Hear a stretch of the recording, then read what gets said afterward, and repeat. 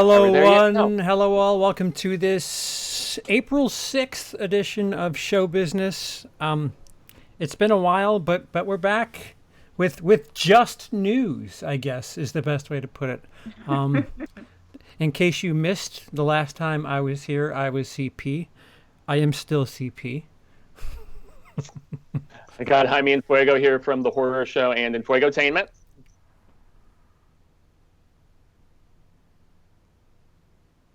Are you doing that on purpose? Oh, I think you're muted.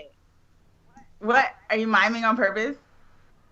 No, that's funny. Okay. I was doing a whole joke about how, no, my name's Bob. I'm not Lindsey anymore. But no, hi, I'm Lindsey. Check me out on YouTube. My 2 cents of nonsense. How's everyone doing? I don't know how my microphone works. Lindsey, I'm gonna give you like when it comes to ambition with jokes, you're like a 9 out of 10, but execution, you're like a 1 out of 10. Like, you're really ambitious. Chauncey. Hi, I'm Chauncey K. Robinson from the Twisted Woman CKR YouTube channel and also a Rotten Tomatoes film and TV critic. Awesome. Sweet. So, Lindsey and I were together somewhat recently while you guys had some time off. I guess I'll start with you, Chauncey. How have you been in this last month-ish since we last spoke? Yeah, well, working pretty much. I mean, since I'm full-time journalist, so that doesn't sleep necessarily, with the news cycle and stuff like that. So, and it's just been one thing after other. So along with the film and TV writing, that I've still doing reviews. I also wear the hat of doing some political journalism and stuff too. So I've, been, writing some articles about voter suppression and that serious business stuff. Politics. Yay. Yeah, politics. So yeah, just staying busy and trying not to be completely sad. Best of luck. Stocking up on alcohol and things, Fuego. Chilling with my cat. Sorry. Yeah, sounds good. Good to see you back. Fuego, how about you? How have you been? It's been interesting. Yeah, it's been an interesting last couple of weeks. Furloughed from the day job, so more time to watch stuff and hang out at the house, I guess, and trying to stack a bunch of Fuegotainment content, which I did this past weekend. It's funny. The first week was like, yeah, I'm on vacation. This is great. Then the second week was where just getting bummed out started to kind of kick in, and so this week I'm trying to find that healthy medium of sorts. But it's just trying to stay creative and trying to do some freelance writing work again, which I haven't done in a number of years because I started out as a print journalist guy from 2009 to 2014. So are you recreational legal out there? Not recreational legal. All right. Well, yeah. So just the medicinal. So maybe see a doctor. Although it's back on the ballot. Yeah. Yeah. So let's take a load off and try to have a little bit of fun tonight and we'll laugh at Hollywood's expense. Boy, well, I mean, every industry that's normally my distraction, which is sports and movies and TV and stuff, it's like a standstill. Music industry too. I have a lot of friends that are musicians, and their tours have been canceled, and so I mean, it's hard out there, man. Right. So I mean, I can open up with all of the delays. I don't think there's much news, right? There's nothing to report as far as anybody being signed on to any one given thing or another. Yes, they had Jason Bateman leaving Clue, right? That's really the only thing that I saw. Oh, that one hurts. Okay. Wait, was he going to direct it, or is he just starring in it, or what he was going to star and direct along with Mr. Reynolds? But I guess Ozark season 3 was what prevented him. That was his priority, and now with everything in limbo, he says he could return to the project. But aside from that, I mean, he's really becoming a powerhouse director with that show, and also The Outsider for HBO, the Stephen King adaptation, and I mean, The Gift was terrific. So I mean, yeah, that's definitely kind of a loss for that project. That for sure. Clue remake. I really liked his first. Oh, you don't think so? Just done? Gore Verbinski is supposed to do it a while back, and I was really fired up back when he was supposed to do it. And there's these weird projects that just seem to never really get going. Although, guys, if you're intrigued at the idea, go watch 1985's Clue. It's good. It's more than enough. Yeah, It is quite. And I mean, yeah, and honestly, after we got Knives Out, it's like, why do we need a Clue That's an remake? excellent point. They already have that sequel coming. Excellent point. Sporks Out. Do we have a name for that yet? Spoons in. Oh, No, for the sequel. that would be cool. No, just that ambition that's just not out. That 9 out of 10 execution, 1 out of 10. Once again, there you go. So, do we want to open with the pushbacks, or do we want to open with the social, cultural, just juggernaut of the last week and a half or so? Maybe the pushbacks first. Okay, we'll do the pushbacks first. Sure. So, companies are starting to get a little, I don't know, brave. I don't know what the word I want to use for it is, but we're starting to get actual people, actual studios moving away from dates. And this is a two-parter here if you're watching for visual aids, and I will read it to my cohorts here. So for the first one, Artemis Fowl, which was pushed back to begin with, it was supposed to come out on May 29th, now has a vague Disney Plus date. It does not have a date, but it's coming to VOD/Disney Plus. Like, apparently it's a Disney Plus exclusive, but they're not saying when. Like, it's such a strange thing. Like, why not just, soon, 2 months from now, 3 months from now? Maybe they're hoping that like this we'll just wake up tomorrow and this will all be over and they can just be like, oh, Artemis Fowl theaters. Like, Yeah. Was that like highly anticipated though? I keep that. It's a Except for, popular YA book, but I mean, I sure wasn't that stoked about it. They spent $125 million on it, though, Yeah. so that's why. And That's why they're nervous. Kenneth Branagh directing. This is to dump it on Disney Plus. My theory is that they might, if things clear up, because they dated Milan for the end of July and they still haven't Don't moved. spoil Tenet, my thing. No, No. Spoiler. I'm kidding. Go ahead. I mean, I'm just hoping. Well, I'm not hoping. I don't really care that much anyway. But I'm assuming that they're thinking if things do clear up by mid to late summer, that maybe they could just throw it back out there, because all these other films have migrated to 2021. 2021 is like clogged right now. There's going to be so much movement as the industry hopes to recover eventually, which I'm skeptical as to when/if. Right. So guys, hold the thoughts about the summer of 2020, because I'd like to get that as one giant discussion, because there's a big if things turn out one way or another with the schedule in 2020. But the next one on the list is Antebellum, which was supposed to come out April 24th. That now has no release date. It has to be determined. Antlers, which was supposed to come out on April 17th. Again, to be determined. Black Widow. Two of my most anticipated. Really? Well, they're yeah, hard, man. yeah. I mean, Antlers especially look badass. And I mean, Antebellum's trailers were very vague, so you didn't really know exactly what the story was about. They were keeping it deliberately under wraps. But, I mean, Antlers, Guillermo del Toro produced, and Carrie Russell, I mean, seeing her do some horror stuff, I was excited about. Trailers looked great. So, yeah, it's, it makes me see it. So Black Widow, which had a May 1st date, got pushed back to November 6th, which, bold, November's a pretty strong month. So I guess if you're going to avoid, you might as well get close to there. Next is one that I'm not familiar with, but I guess it never hit. And that's Blue Story, which now has no date. Can any of you educate me on Blue Story? It was supposed to come out on March 20th. Yeah, that's...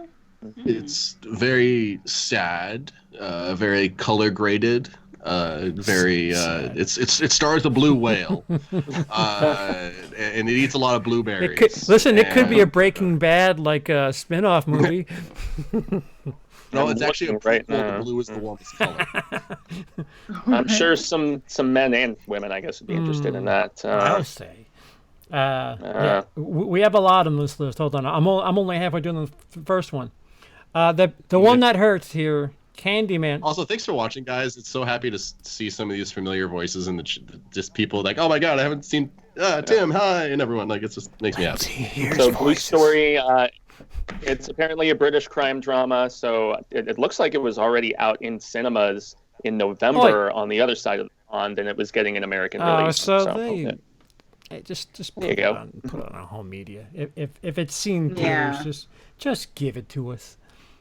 The one that hurts here, Candyman, June 12th to September 25th, which closer to Halloween though, that might work better for it. I think. Yeah, I if think things that's are okay. fine. well, if 2018 taught us haven't- anything, it got a little sloppy there in that October, which September 25th. I mean, there was all those fest movies right before Halloween 2018, and then Oh yeah, Cecil. I remember one of them, Hellfest. Was there more than one? Bloodfest there was and two other, something else. Bad Fest, not that good Fest. Hellfest was okay. Mad Decent Fest. Yeah, that's Mad a good Decent. Um, Above average fest. so next is The Climb, which was March 27th. That now has a July 17th date. Doctor Strange, which that was coming in May of 21. And that now has a November of 21 date. I don't know what they possibly were worried about to say, guys, listen.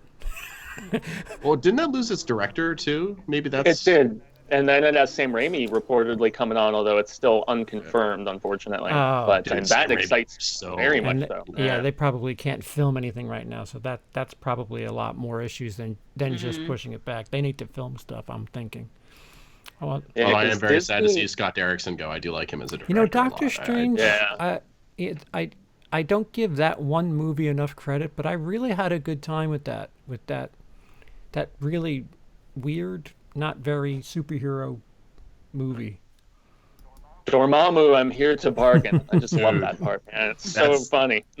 One of the best superhero endings just ever, and just all of superhero-dom. Like, it's not two people punching each other until they're arbitrarily tired. He legitimately outsmarted the bad guy. That's so cool. So the interesting is, so Black Widow moves to November 6th. The Eternals, which was November 6th, now gets pushed to February of 21. Fast not. They're gonna have to move back all Marvel stuff because you know they're all connected. Yeah. So someone's supposed to be in some post credit, and it's not gonna make Yeah. sense. So That's why they're like taking the each other's dates. It's They're just- just like, okay, we'll just like an itsy bitsy spider. They got to make sure that it still connects. I bet in the Eternals movie they're gonna like somehow fake their way through Black Widow coming back to life, and so that's why they have to like they're gonna set it up in her movie, and it's gonna Have you guys seen how Nanjiani is looking for that movie? He is like ripped, dude. It is ridiculous. It's just total transformation for the film is insane.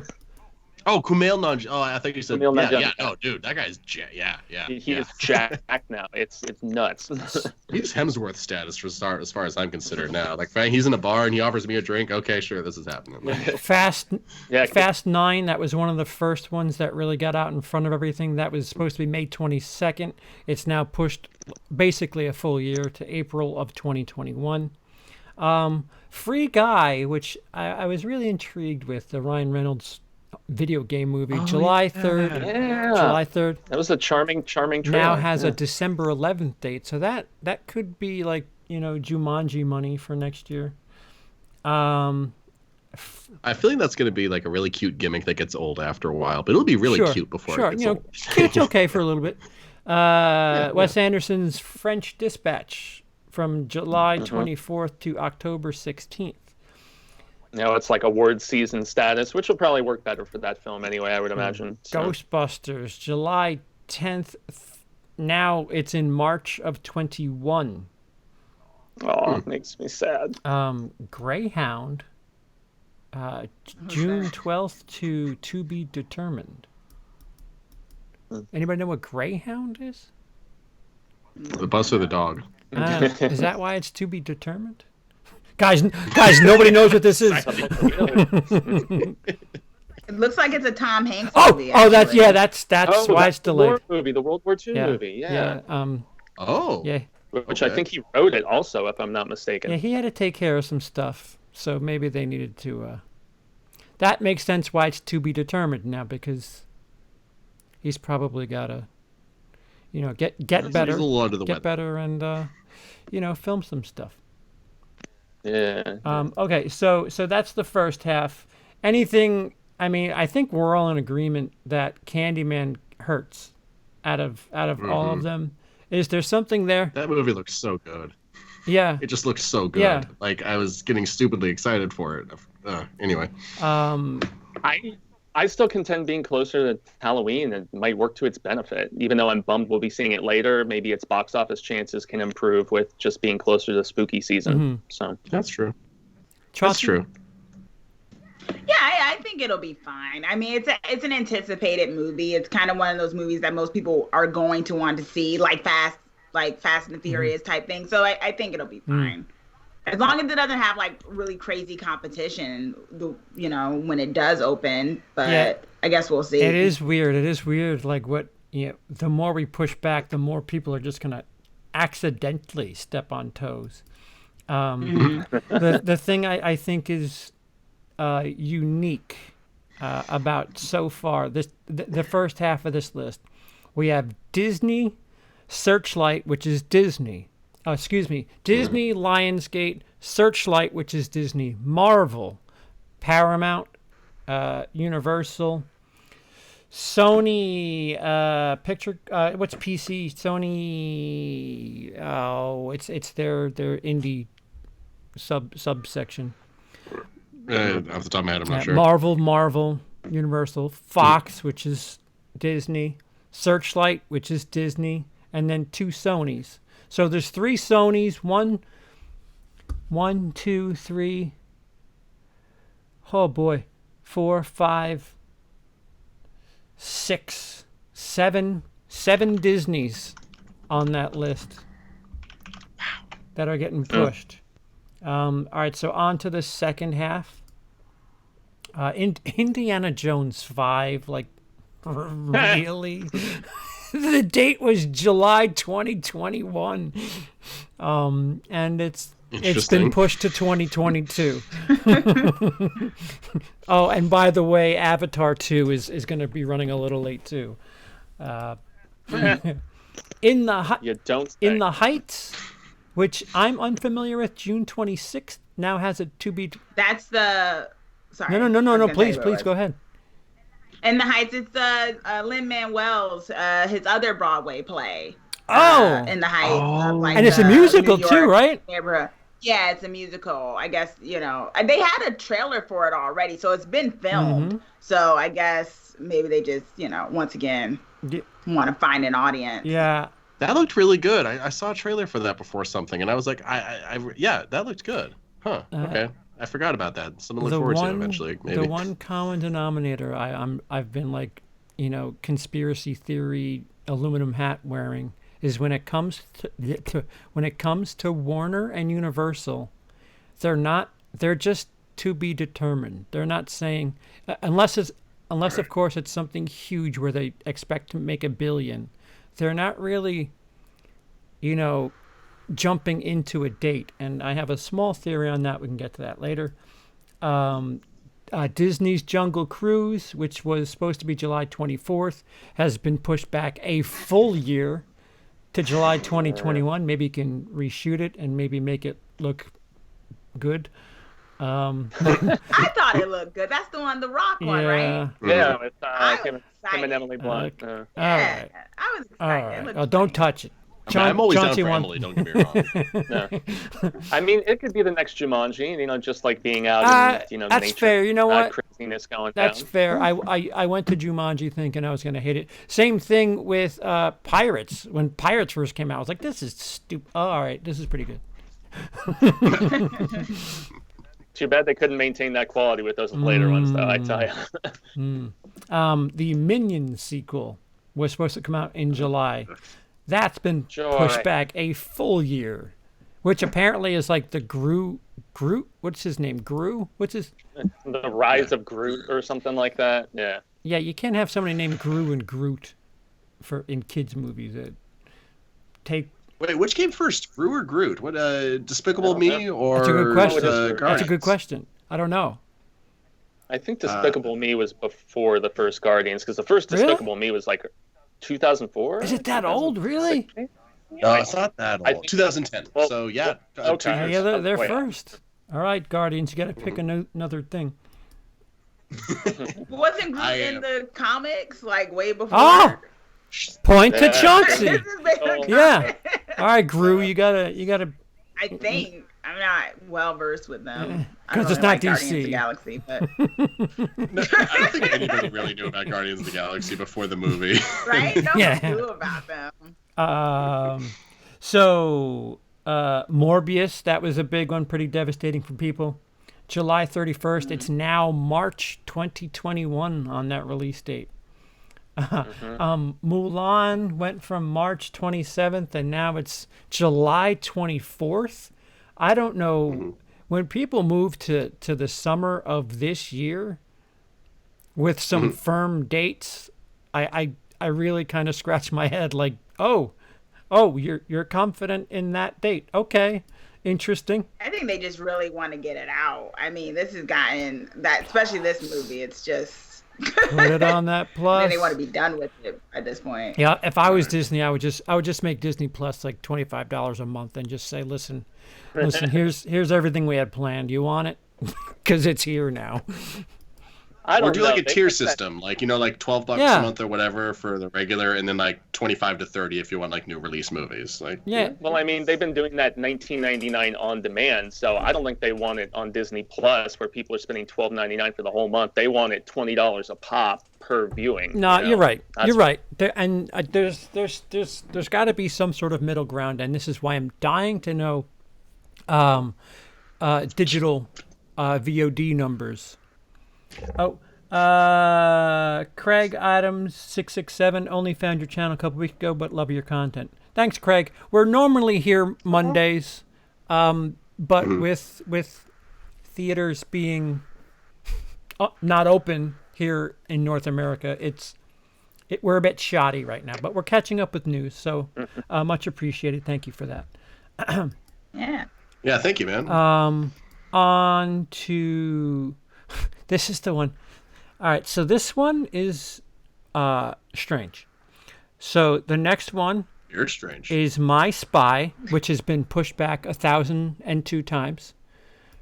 Wait, yeah, what is that? I've heard of that. What is With that? Bautista, Dave Bautista, and the little Yeah. girl. The little Oh, kid, because yeah. that's always a formula for movies. Right. Big tough guy with a little girl. So the date Cuteness. the date was March 13th, and the date right now is April 17th.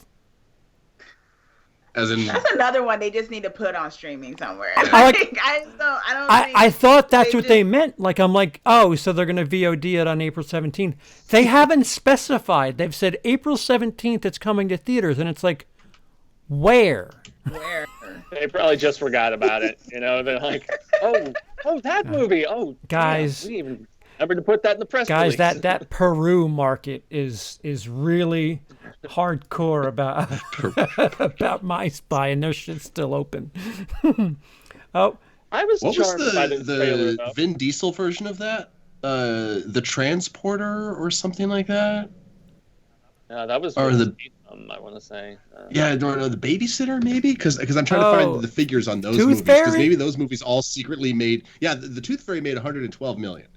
So I get why they want to make more of them based off of that, but that was back in. Oh, that was the Tooth Fairy came out in 2010. yeah. Wait, which? I thought that was like 2002 Rock. Wow. Wait, which? Damn. Okay. Which? He was still wrestling back then. What is the Vin Diesel one? Game Plan? Is that it? No, that's the Oh, football one. Oh, I know the one you're talking about too. Kid movies. Oh man. The Pacifier. There you go. Thank you. That would have bothered me. I might have lost sleep over that, like genuinely. It would have ruined the entire show if I didn't find it. Okay. What? Wow. Okay. Well, here's the reason why we're getting this movie, because the Tooth Fairy made 112 million and the Pacifier made 198 million. Dude, that is 11 days Wow. away. Who's taking Yeah. anybody that they care about to the movie theater in 11 days. It's hitting the drive-in, dude. Yeah. That's gonna be a surprise. It has to release. be. They're gonna be like, "Oh my god, so highly anticipated! You guys been wanting it, and here it is." And then they can be like, "Oh, That it didn't movie. make money because people didn't realize it was on VOD. That's why it failed." And it'll probably be one of those 1999 VODs, like what they did, with Bloodshot and Little Women and all those others. Once the theaters all started closing, they're like, see it early before home I don't release. hate that. $20 a popcorn. I don't hate that price point. I really don't. Especially If you if get you're a a bunch of couple. friends together, Yeah. If if it's just you, maybe it's a little steep. But Kitty. get a couple people over and $20, $5 each, pitch in, get a couple beers, get some. You can't have anyone over. Oh, I mean, COVID. No, they stand outside your window and watch through the window into your living You room. Skype and then turn the computer around. Yeah, there you go. All right. I mean, for $20, I watched The Hunt and my dad watched The Hunt. That seemed like a decent deal, but I mean, yeah. All right. So it helps if you're stuck in a house and you're a family of more than two. Next. Yeah, all you single people. A movie that has been delayed for as long as I can remember, and that's New Mutants. Oh. That's another one they just need to put somewhere. Like online. It was supposed to be released 3 days ago, and it now has to be determined as its release date. Like we know it's done. Just do something with it. No, I do. Go ahead.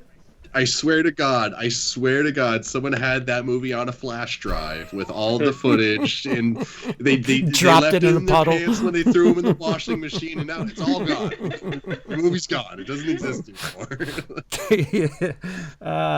I can't wait. When I see that, that's when I'll believe that it's a movie. There's still persistent rumors it's going to end up on Hulu since Disney owns Hulu, and they won't put it on Disney Plus, because it's out of the Marvel universe specifically. But I'm not buying it. It makes sense. It really does. No Time to Die, that was one of the first ones. That was an April 2nd release. That is now a November 25th release. This one hurts me. A Quiet Place 2 was March 20. It's now got an official date at September 4th, which, again, with this VOD thing, they did marketing for that. They did half of the marketing tour for Quiet Place 2, where they had actors go and do the late night stuff and all that stuff. Like, they were half invested in the marketing for it. Why not just finish it off and go to VOD? I mean, Trolls had no marketing, and they just said, take it. just take it. I think it's because it already... Well, I mean, it already screened for critics. The world premiere already happened. There's reviews of it floating around. So then maybe that's why, because it's actually been kind of publicly screened already. So maybe that has a step in the process. I don't know. So it's confidence? Go ahead, Chauncey. Well, I was just going to say, probably that, but also just the idea, once again, you have a movie that people have been anticipating because the first one did so well. So I think it's that confidence that, once again, they can move it and people will go watch it. Unlike My Spy or other things where it's like, you just need to put it, because you don't know if this is going to do well or not anyway. But there's movies where I think they kind of know it's going to do well. So it's kind of like, it's a matter of finding the right spot later on. Right. Because Quiet Place is anticipated, just like Candyman's anticipated, and so on and so forth, Well, the smart thing for a lot of these movie theaters or studios to do is just to cancel. Or not cancel, just, everything TBD until all this dies down. Don't try to release anything else for the rest of the year. Just push everything back to 2021. But if they do that, Sony's way ahead of you. they're not. Oh, no, yeah, exactly. Like, some studios are doing it. Like Fast and the Furious pushed back a whole year. That's so smart. I want to give the person who made that decision a high five so badly. Hopefully they're not sick. But if you don't release anything for the rest of the year, shareholders are going to be upset. Your stocks are going to go down, and that's what they're thinking about. They're not thinking about the broader picture. They're just thinking out, oh my God, we're going to lose so much money on all these movies. How do we minimize that? But they're not willing to go the furthest. You know what I mean? They're just seeing dollar signs. They're not actually seeing. We'll reality. get to that because I think there's a staggered way to discuss that. Because yes, the big stuff where you're hoping for $1 billion, yeah, you gotta put that to the side. But if it's stuff where you put maybe 10 million into, I think it's gambling time. It's gambling time. Just see what you can get. Next on the list, Scoob, like Zoinks, man. That was. I actually almost ran Matthew Lillard over yesterday. Oh. He didn't stop at a stop sign. He just kept walking, and I wasn't like speeding. I had just taken my foot off the gas. I didn't even realize it was him until he's in front of my car with his dog. I'm like, oh God, no, go, you're good, go. Why couldn't you kill him? We could have had the scoop. Are you kidding me? Well, I don't mean maybe not kill him, but like injure him so he could be like, you know. I was gonna say. All right. Think dying. I was trying to get the news scoop, and I didn't mean kill. I just injured so that we could use anything for the publicity. Story. Dear Matthew Lillard, CP wants you dead. And leads, yeah. So Scoob was May 15th. That now has a TBD. This one hurts too. Spiral, which is the Saw movie, May 15th. Oh yeah. TBD. Yeah. That did look weirdly good too. I was excited for that. Chris Rock was behind the story idea for it too. So Yeah. I'm intrigued. Yeah. And Samuel L. Jackson was in it too, right? He is. Yes. Yep. Yeah. Okay. Oh yeah. I want to know the budget because that's one of those ones I think they can gamble. I really Let's think. find out. It's a Saw movie, so it's probably under 20. Yeah. 25 to 30. I would gamble. Oh, okay. I would if we're still like this a month from now. Throw some commercials on somewhere. Get marketing somewhere into YouTube, Hulu. Like I mean, you could buy commercial space on streaming services, right? Yeah. So somebody's got to guinea pig this, and I'm really curious to see if and when it's going to happen. Last two, SpongeBob, which was May 22nd, is now July 31st. And the other big one from Warner, which was Wonder Woman 84, from June 5th to August 14th, which isn't that far a push. No. And there's. I think it's silly for any of them to put anything out just a few months from now, period. But and there's one that has yet to be touched, and I would say it's my big for 2020, and that's Tenet. Yeah. Oh yeah. They have not said a word about that, and that confuses me.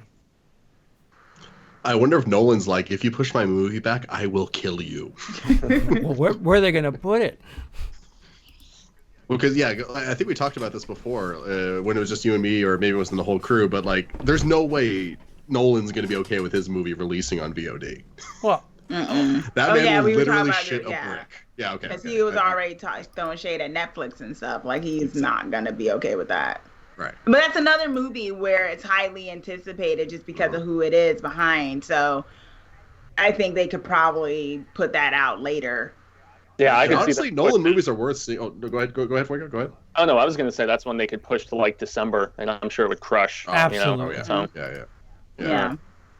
And like Nolan movies, when they're good or when they're bad, whichever, they're worth seeing in the theater. Like I'm not crazy about Interstellar at all, but the way that music was like shaking the entire building during some of those scenes, like that was pretty cool. Yeah, that Yeah, it's theater an experience is quite good. As far as those lists are concerned, does anything bum you out? Like hard? Well, I got to say, we didn't mention it, but Top Gun having to come out in December, that's just killing me, man. Are you being serious? Or are you being facetious? I'm being facetious. Okay.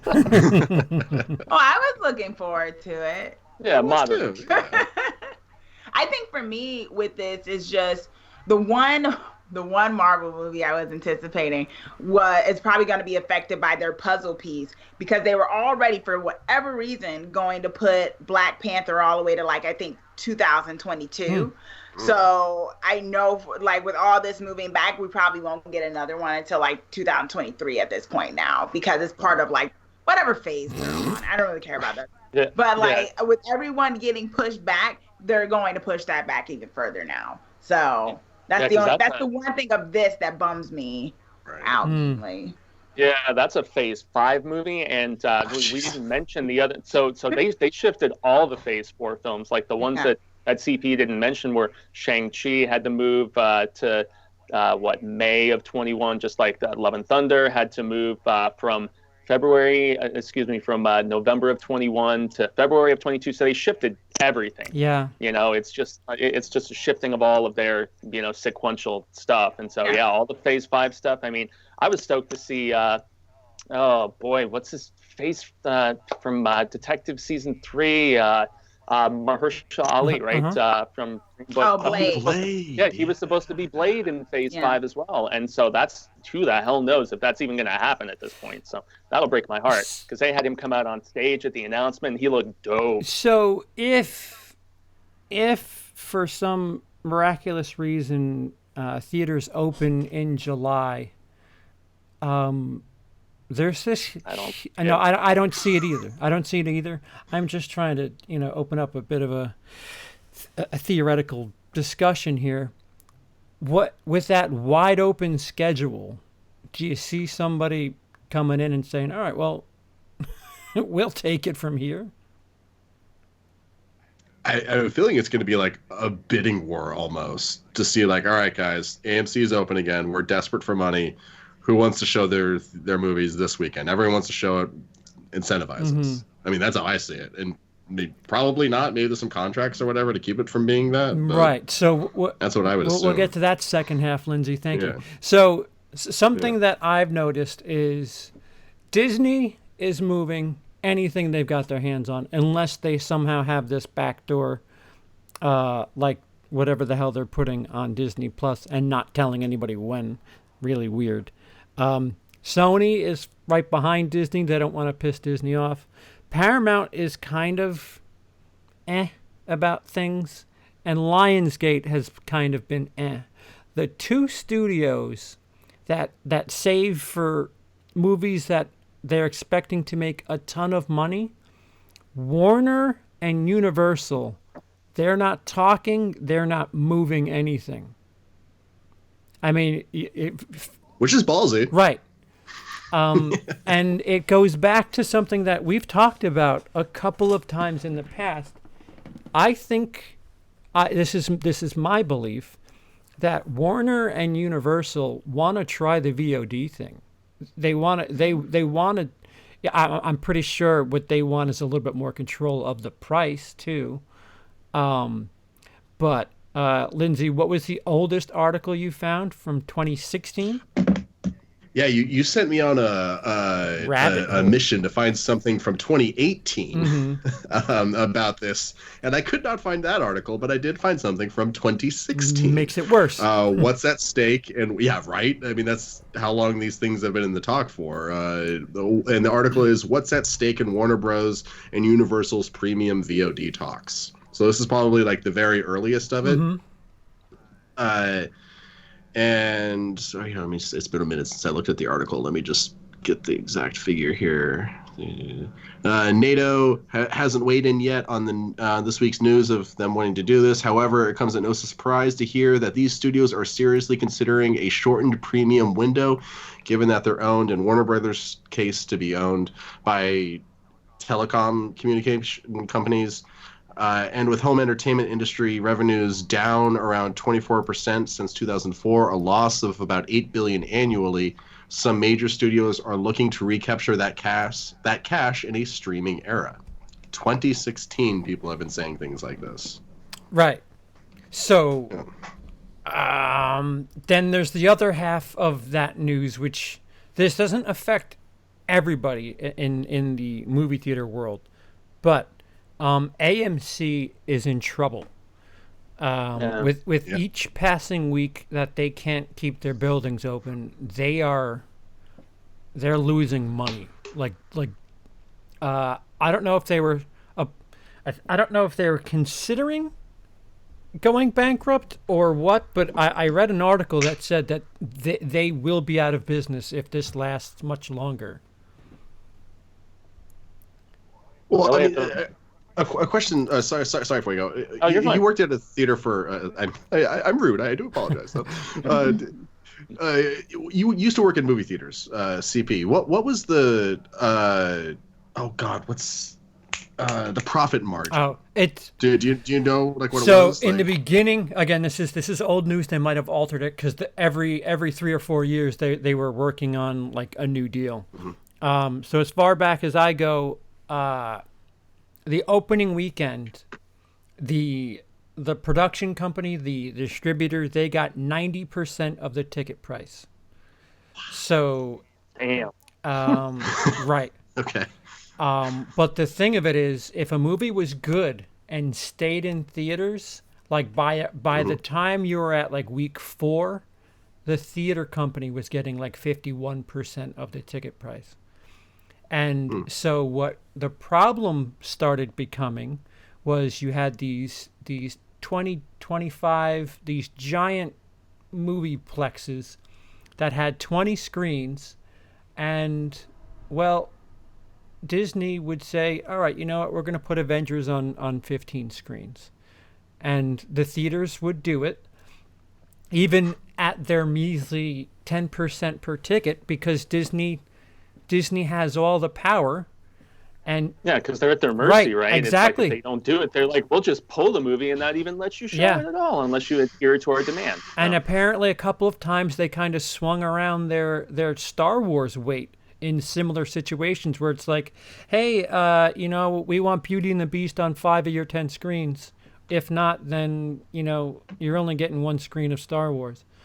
And so companies like Universal were like, dude, if you're going to do this, we want out of this contract. This is fine. You can run your Disney Theater Corporation. We're going to try to make our money elsewhere, because even if you let us have 1 screen, even if it's what's a really good Universal property recently?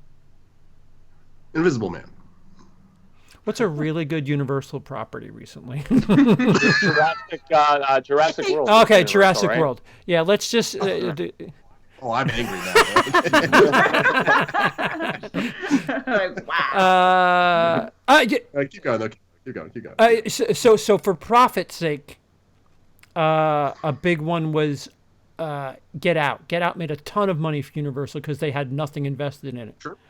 So in a situation like that, their problem would be, hey, we have this movie that could do well, and we're not really going to feel it until you get to make the money off of it, because I'm trying to think what else was in theaters around the same time as Get Out, because something Disney was in theaters by then. February? January? Split. Okay, was roughly the same time. And Deadpool was the previous year. Never mind. Okay, I just know Split. Yeah, so like if you just take 2019 as an example, Disney had something huge. It seems like every 4 weeks or so, and it's just killer. It's killer to another company that's trying to just make money. Never mind the fact stay, like, for these other companies to make money, they had to stay in the theaters for weeks. And by that point, Disney had an unfair advantage. They got Avengers on 8 out of 10 screens, and by the time it's been 4 weeks, sure, maybe Avengers is down to 4, but because your special John F. Kennedy film that's awesome didn't really get the proper play, you missed out on that opening money, and now you've got to take the less than half of what the theater's getting. And so the theater and Disney, They have some sort of weird deal going on, and Disney is a monopoly. There's no other way around it. Disney at this stage is a monopoly, and these cinemas, these theater companies are like being held hostage.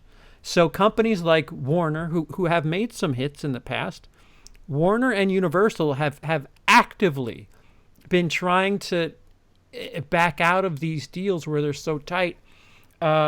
Another aspect of these deals was you couldn't, like, if I were to release my Warner Brothers premiere of Batman Loves Joker today, I wouldn't be able to release it to home media for at least 80 days.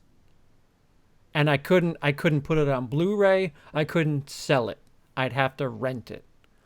And that was another thing they had a problem with. They wanted, listen, if we're competing against you at that point, let us compete against you, because you're not letting us compete against Disney.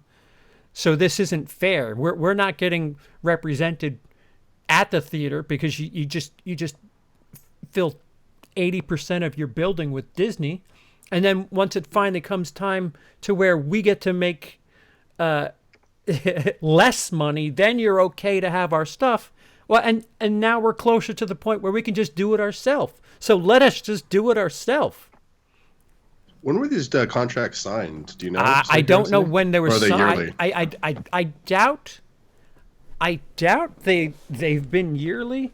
I do know that NATO, the National Association of Theater Owners, there's some stuff that goes on, not unlike the DNC, how somehow everybody's on the same page when it really doesn't seem publicly like everybody's on the same page.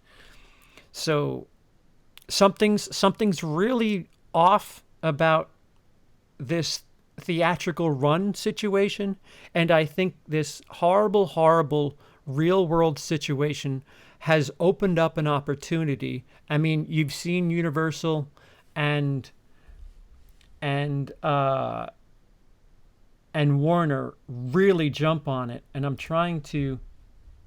Well, I mean, Trolls World Tour is a Universal. I mean, it's DreamWorks, but it's Universal, so that is really their test subject in a lot of ways. Day and date, because it was a sleeper hit. You know, I mean, it looks charming enough. You know, so I mean, depending upon how that one performs on home, you know, on demand, $19.99 a pop, like I was saying, it's going to dictate a lot, and I think it's going to push the industry, and others will follow suit accordingly, depending. Okay, so here it is. I have the films that were released to on-demand early. Birds of Prey, distributed by Warner. The Way Back, distributed by Warner. The Invisible Man, distributed by Universal. The Hunt, distributed by Universal. Emma, distributed by Universal, and like Fuego just said, Trolls World Tour gets a day and date release, distributed by Universal. And then Doolittle is what, Universal or Warner? It's got to be one of those. I believe it is. That was early. I believe it is Universal. Little Women was out early. I mean, there's been a number of them since all this started happening, and God, it's crazy. 3 weeks ago, it seems like a lifetime ago. Tell me about it. It's weird. It's insane. So it sounds like the downfall isn't really then. I mean, because we talk about like changes of like the way people view stuff, but it sounds like the downfall is basically Disney monopoly and cinemas being greedy more so than it's. People still go to the movies, but if you're going to shortchange all other type of companies for one particular company, those companies of course are going to start going to VOD more. Yeah, I mean it's kind of shitty. It's kind of shitty because Disney has just kind of bled the theater system dry. Like I said again, AMC is merely just a company. It's not like saying, oh, Burger King's out of business, there won't be any more fast food. It's not like that. There are other theater chains. But, Disney has bled this situation dry, and now Disney, if they wanted to, if theaters as a whole dissolve and don't work, Disney still has Disney Plus. like they're ready for, like they're future proofed. Disney could have their own theater. Right. Yes. They kind of do anyway. They'd be like, come watch our stuff at this theater. They could just basically have like their own store. Like, movies on this. Can you it would imagine? be like little mini Disneylands where they screen all of their exclusively Disney films, and that couldn't be that out of the question. I would imagine, especially since most of their films anyway are these big spectacle kind of films, at least under the Disney banner, between Marvel and Star Wars related stuff. Although who knows what's happening with that property on screen in the near future. But they're big animated stuff. I mean, these are films tailored for the theatrical experience, perhaps, and so I wouldn't say it's out of the question at all. So I think cinemas are probably scared because they're kind of the middleman at this point. And it's like more and more, it's kind of like with the Warner and all them saying, well, we don't need you anymore. We can go to these streaming. And then Disney being like, well, we don't need you anymore. We're Disney. But Disney's like, you better put us on 6 screens or else. Like, building. Yeah. And AMC's like, we don't have screens to put you on anymore. Can you help? Nah, we got a Disney Plus thing. Sorry, maybe when everything works out, we'll give you a call. So I guess my question to you guys is, I mean, there is this other company that's a curse word in the land of theater, and that's Netflix. Do you think maybe Netflix reaches out and says, guys, how do I get Tenet exclusive? Do you think it's not Tenet? Well, not so. So all right, so not Tenet. Tenet. So maybe Netflix reaches out and says, Halloween Kills. Are you done? How done are you? All right, what do you say we throw you some scabadooch and we get it in July? How do you feel about that? How out of the realm of possibility do you think that is in the current climate? I think it's possible. I mean, you also have Warner's own streaming service that is probably going to be really great just because they already have a lot of content to put on their stuff as is, like TV things. So they might just be thinking about testing it to then put their stuff on their movies on their own streaming platform that people can pay for, which is already, I think, going to be slightly higher price than the other ones because it's supposed to, I think, include HBO. It's the HBO Max or whatever it is, and then Universal has the Peacock network, which is coming out, which is associated with NBC. So I wouldn't be surprised if, as this shifts, it's like, okay, they do premium VOD initially, and then they throw their respective films on their streaming service after like a 2-3 month period, whatever. So that's the extent of the theatrical experience we lose, is them just going right to premium VOD, couple months, maybe more, dependent upon performance, and then it just goes directly to their streaming service. So maybe Netflix does start I mean, I don't know. Netflix in the near future, they can't keep getting stuff like Tiger King, and they're always kind of clinging for that next trending thing, and they seem to conveniently always get it. And what brilliant timing for them too! That everybody's home. Here you go. Here's the most bingeable thing you're gonna see in months. We're just supposed to have a bonus episode soon. Oh, yeah. So if there's anybody, doesn't he have it too now? Didn't he get sick? Does Exotic he? Joe. Oh, I didn't hear that. I know. I think I heard a thing that he got sick. We'll get to that. There's more than. Oh, sorry. So, wouldn't you say that at the very least that Netflix is compassionate to people like companies like Warner and Universal, because they're shunned by the awards, they're shunned by theaters because they're not a real movie company. They can't show in theaters. I mean, but they have a little bit of power, I would say. I think the goodwill would only last so long, because once those other studios have their streaming services up and running, Netflix is going to be at a major disadvantage, because inevitably they're going to get to the point where it's only going to be the smaller indies that they buy off the festival circuit and then their own in-house development stuff, because all of the big studios aren't going to put their stuff on Netflix. They're just going to put it directly on their respective streaming services. So you're not I mean, through time, in a year or so, you're not going to see a Warner movie, or obviously not a Disney movie or a Universal movie. None of those are going to be. And Paramount's got their network that they're working on too, their streaming service. So, I mean, Netflix, it's going to eventually be the smaller things that they buy, and then their own in-house development that they're going to rely upon, and then it's going to be a much different game. That's what I agree with you, but at the same time, I don't know. Okay. No, go ahead. Go ahead, Chauncey. No, I was gonna say I think Netflix has put out some really cool originals that have competed really well with So I mean I feel like there's always this anticipation for like what's doing well on its platform or in its area to kind of fall. Like when everyone was announcing Apple TV and all that, people were like, oh, Disney Plus, like, oh, Netflix has to watch out. But I mean, we saw with Disney Plus, I mean, for all of the couple of weeks that everyone was seeing all their favorite Lindsey McGuire stuff and everything like that, people eventually, aside from what's the one, Baby Yoda show where Mandalorian, where it was like, aside from that, that was the only thing people were talking about after a bit, because that was the one thing they had. And I think Netflix is ahead of a lot of them in creating original content that they can, I don't know, that they know to tap into the audience that wants to sit at home and watch it, like Tiger King, like some of their docuseries, like some of their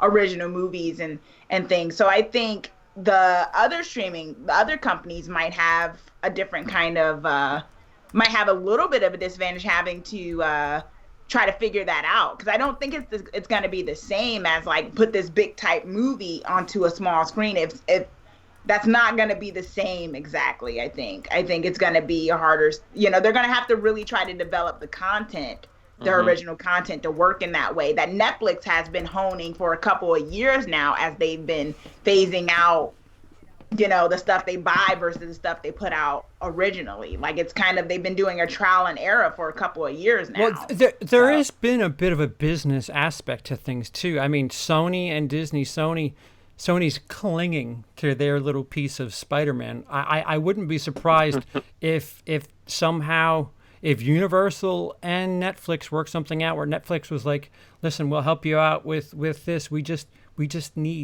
need those Office episodes. So what do we have to do here? Wait, isn't that supposed to leave Netflix soon? They paid a ton to keep it for one more year. A ton. Nice. Same thing with Friends. Oh yeah, I do remember that too. That's right. Oh, maybe that's what I might have it wrong. It may be Friends. It was Friends. They paid like a real crazy Office amount. might be leaving like, soon. Why? Yeah. There was a number that I was like trying to think the exact one was, and I had to just Google it real quick. But so in 2020, Netflix was supposed to be, to Chauncey's point, spending $14 billion on original content because they're bracing for that mass exodus. So they know it's all going to be in-house. And as she said, they are way ahead of the game because they still have the most renowned original content, the largest amount of it. And so, they're prepared at least, so. Mm-hmm. Lindsey, you've been a little... No, sorry, I've just been a little distracted for a second here. Porn? I mean, I guess there's always the question of where does Netflix get this money from? They're broke. Well, they're always in the red. Floating debt, man.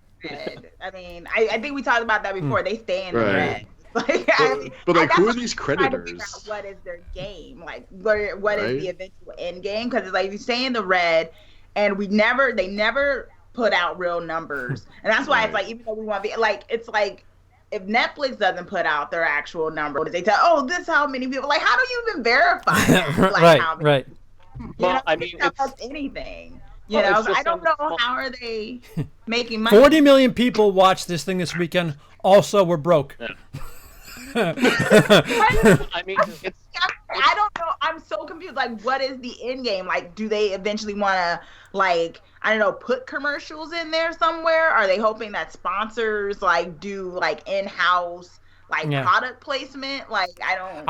They have explicitly said on several occasions we're never going to do it. Yeah, they've gone on record so many times. So there's a couple of things. I mean, if anything, Netflix can look behind them and say, Blockbuster was a big deal, and they didn't properly respect us, and we beat them. So That was mail too, by the way. Yeah, Blockbuster was like, hey, we can try this, and it was just way too late. Blockbuster even tried to mail, yeah. So I don't. Is Netflix though? Just it's a thought that occurred to me. Sorry to interrupt. Aren't they just kind of like a smaller version of the American economy? Because what's the national deficit, and we just keep chugging along, right? So I mean, kind of like that, I guess. I think what it brings to light, at least as far as I'm concerned, is okay. So theaters haven't been open in a couple of weeks. Do we need to go? Do we need movie theaters? Because do we want to go? Will we feel safe going back into them? Safety's that's one thing, but if you get enough people realizing, shit, I'll watch it at home, and then theaters will be more and more like a bowling alley experience. Like, oh yeah, I guess we can go watch that thing at the theater. Because screens more of a novelty than a necessity. Right. More of a night out, or like whatever drive-ins are now. I think because of this situation, I think it's forced the theater business into some really difficult times and decisions to make. Because I wouldn't. What's funny was I was looking into taking on a smaller role in the closing months of 2019. I wouldn't want to be employed by one of those companies right now. I don't know how you would fix this if you're a movie theater. Didn't AMC furlough with no pay, like the CEO and like all their top officials and stuff? I mean, that's craziness.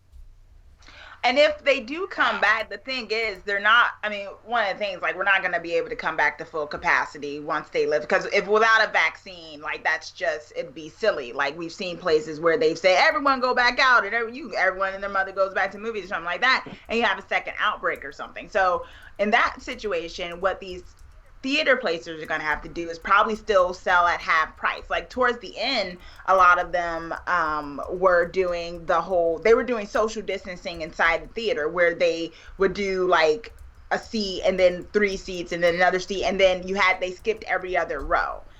So that might be a thing. So if they do open back up, they won't even be able to sell full houses still. So yeah, it'll probably be like that 50% capacity like AMC was doing in the 11th hour before they just shut everything down. I mean, it's crummy. They were trying to do those the 4D, the sound, the moisture, whatever the hell that was. The food, the food was pretty good. I mean, they've moved on to hot food and I was going to say Alamo Draft House, man. Alamo Draft House has some pretty legit food, I gotta say. I think their selection terrific. I mean, it might be one of those things where it might be more of an event. Movies may be less of the weekly thing, because I don't think, like, movies, as far as I know, as far as I remember, growing up being a teenager and stuff like that, we just went to the movies just because, it's hot out, they have air conditioning, popcorn, soda, let's go watch movies. I don't think, this generation of teenagers cares about the movie theater. I don't think it's the same. I just think, our culture is different in how we look at the movie theater. We all have screens. We all have multiple screens. Mm-hmm. I mean, Mr. Blum himself, yikes. He said it, that he's got to give away most of his movie in the trailers because you can't keep people's attention. And it's like, you're talking about a trailer, bro. You can't keep their attention on a trailer. That's why they've become shorter and shorter too, and more revealing, like you said. Yeah. So, I mean, attention spans measured in nanoseconds, man. I mean, yeah. Also, I find that usually happens with movies with just very bad stories that can't really be easily condensed down to like a simple this or that. But yeah, hey, that's a whole other thing. Yeah. So, if AMC does go broke, what fills that void, do you guys think? Because AMC is huge here, at least. It's Regal? one of the bigger ones in LA. Yeah, Regal might be able to step up. Are they rich enough to take them on? To buy them out or whatever? They might be. I mean, I know, they're at the Grove, which is a pretty fancy place here. Mm-hmm. And then they also they're the ones with the big dome thing. Like that's right. Yeah. that's The them. Cinerama? So a lot it's the dome in it's like they have a lot of the premieres for movies and stuff at this in Los Angeles. That's Regal Theaters. I want to say Cinerama. So I want maybe. to. I mean, who was the Chinese affiliated with, or are they just their own thing? Oh, right. I don't know, actually. Oh, there's that. There's Pacifica or Regal. So, I mean, there's others. I mean... Yeah, we have Harkins Theaters. That's a big local chain here in Arizona. They have dozens of theaters. It's where they hold the Phoenix Film Festival. They also have a few theaters in like Colorado. I think maybe a few places in New Mexico, but they're hurting too. And I mean, at the end of the day, I feel the worst for the little indie film bar called Phoenix Film Bar that's in the art district downtown, that they had all of these donations after a GoFundMe just to kind of pay their furloughed workers, and they're just hanging by a thread, and they've been an institution downtown. They don't show big releases. They just have these little art house one-offs and anniversary screenings and stuff, and honestly, I don't feel as bad for AMC as I do for the small indie people like that who are just doing their damnedest to hang on for dear life. Well, how about this situation that theaters take a hit, and here comes China in to save the day, and now China has an influence over American cinema because they can come in. I mean, they're already sort of half producing some of the stuff anyway. They're putting enough money into some of these productions that things are being altered for movies. What if they come and save the day? What then? Well, here's something interesting. I've been looking up the value of AMC and Regal. I cannot find anything definitive on AMC, but there's a lot of red arrows pointing downward when looking at their equity assets and stuff like that. So I'm assuming they're not doing good. They've been empty for 3 weeks. Yeah. Well, sorry. No, go ahead. What do you say? I just have to double down what Chauncey said, man. I think Disney swoops in and buys AMC, and they make a Disney chain of theaters that show exclusively Disney. Yeah, that seems. I don't fair. think it's not out of reason or imagination. They kind of already do anyway. Yeah, like you said. All right, so that's. But it'd be very controversial, right? Though, wouldn't it be like, I don't know, does NATO have like a Bill of Rights or something? Like, do they have a thing where they're like, certain companies can't, like a movie company can't buy one of the theaters because then they would never you know what I mean? Like, they would never allow other theaters, other movie companies to play there. Would they any longer be allowed to be in NATO? Chauncey, I'm only speaking of entertainment, okay? But in the year... I know. Let me finish. But in the year 2020, rules don't seem like they matter anymore. So take that... conflict of interest. What is that? I can quote Tool where push the envelope and watch it end. You know? I mean, hey. You would at least hope that if Disney AMC became a thing, then for damn sure you shouldn't have any Disney property in a Regal film. At least because there's your good point. There's your like golden umbrella of sorts for Universal and Warner, where it's like, look, they have their own building. Now you guys, you have your 15 screens here that you can do the thing that you were worried about. Look, we kind of sort of fixed it. We gave them their own toy because they were crying. So it might be a way of saving theaters. I don't know. That could be a crazy separation, though, because like you guys said, like Regal, they wouldn't carry any Disney stuff. I mean, if Disney exclusively had their stuff, Regal and Harkins, the company that I mentioned here, they probably would only have the Universal stuff, and the Harkins, or excuse me, Universal and Warner and all those others, Paramount.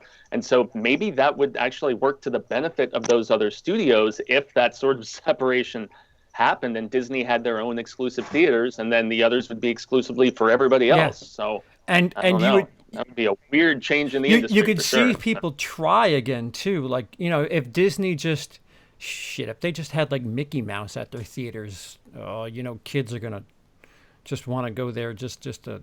I don't know what the movie is, but I want to go see Mickey at the theater, and then. Yeah, well, I mean, wouldn't it be like a little miniature Disneyland anyway if they had their own theaters and they've got mascots at each of the theaters that they would selling T-shirts and shit. Mini Disney store in there. I'm surprised they didn't do that yet, unless they just didn't want to like piss off the cinema people. But now that's like an empire that's crumbling. It's like they might not care about pissing. That is part of the agreement. That's why food is so ridiculous at movie theaters. Movie theaters are like, listen, whatever. We don't like. This is still the case, even from when I was working at the movie theater.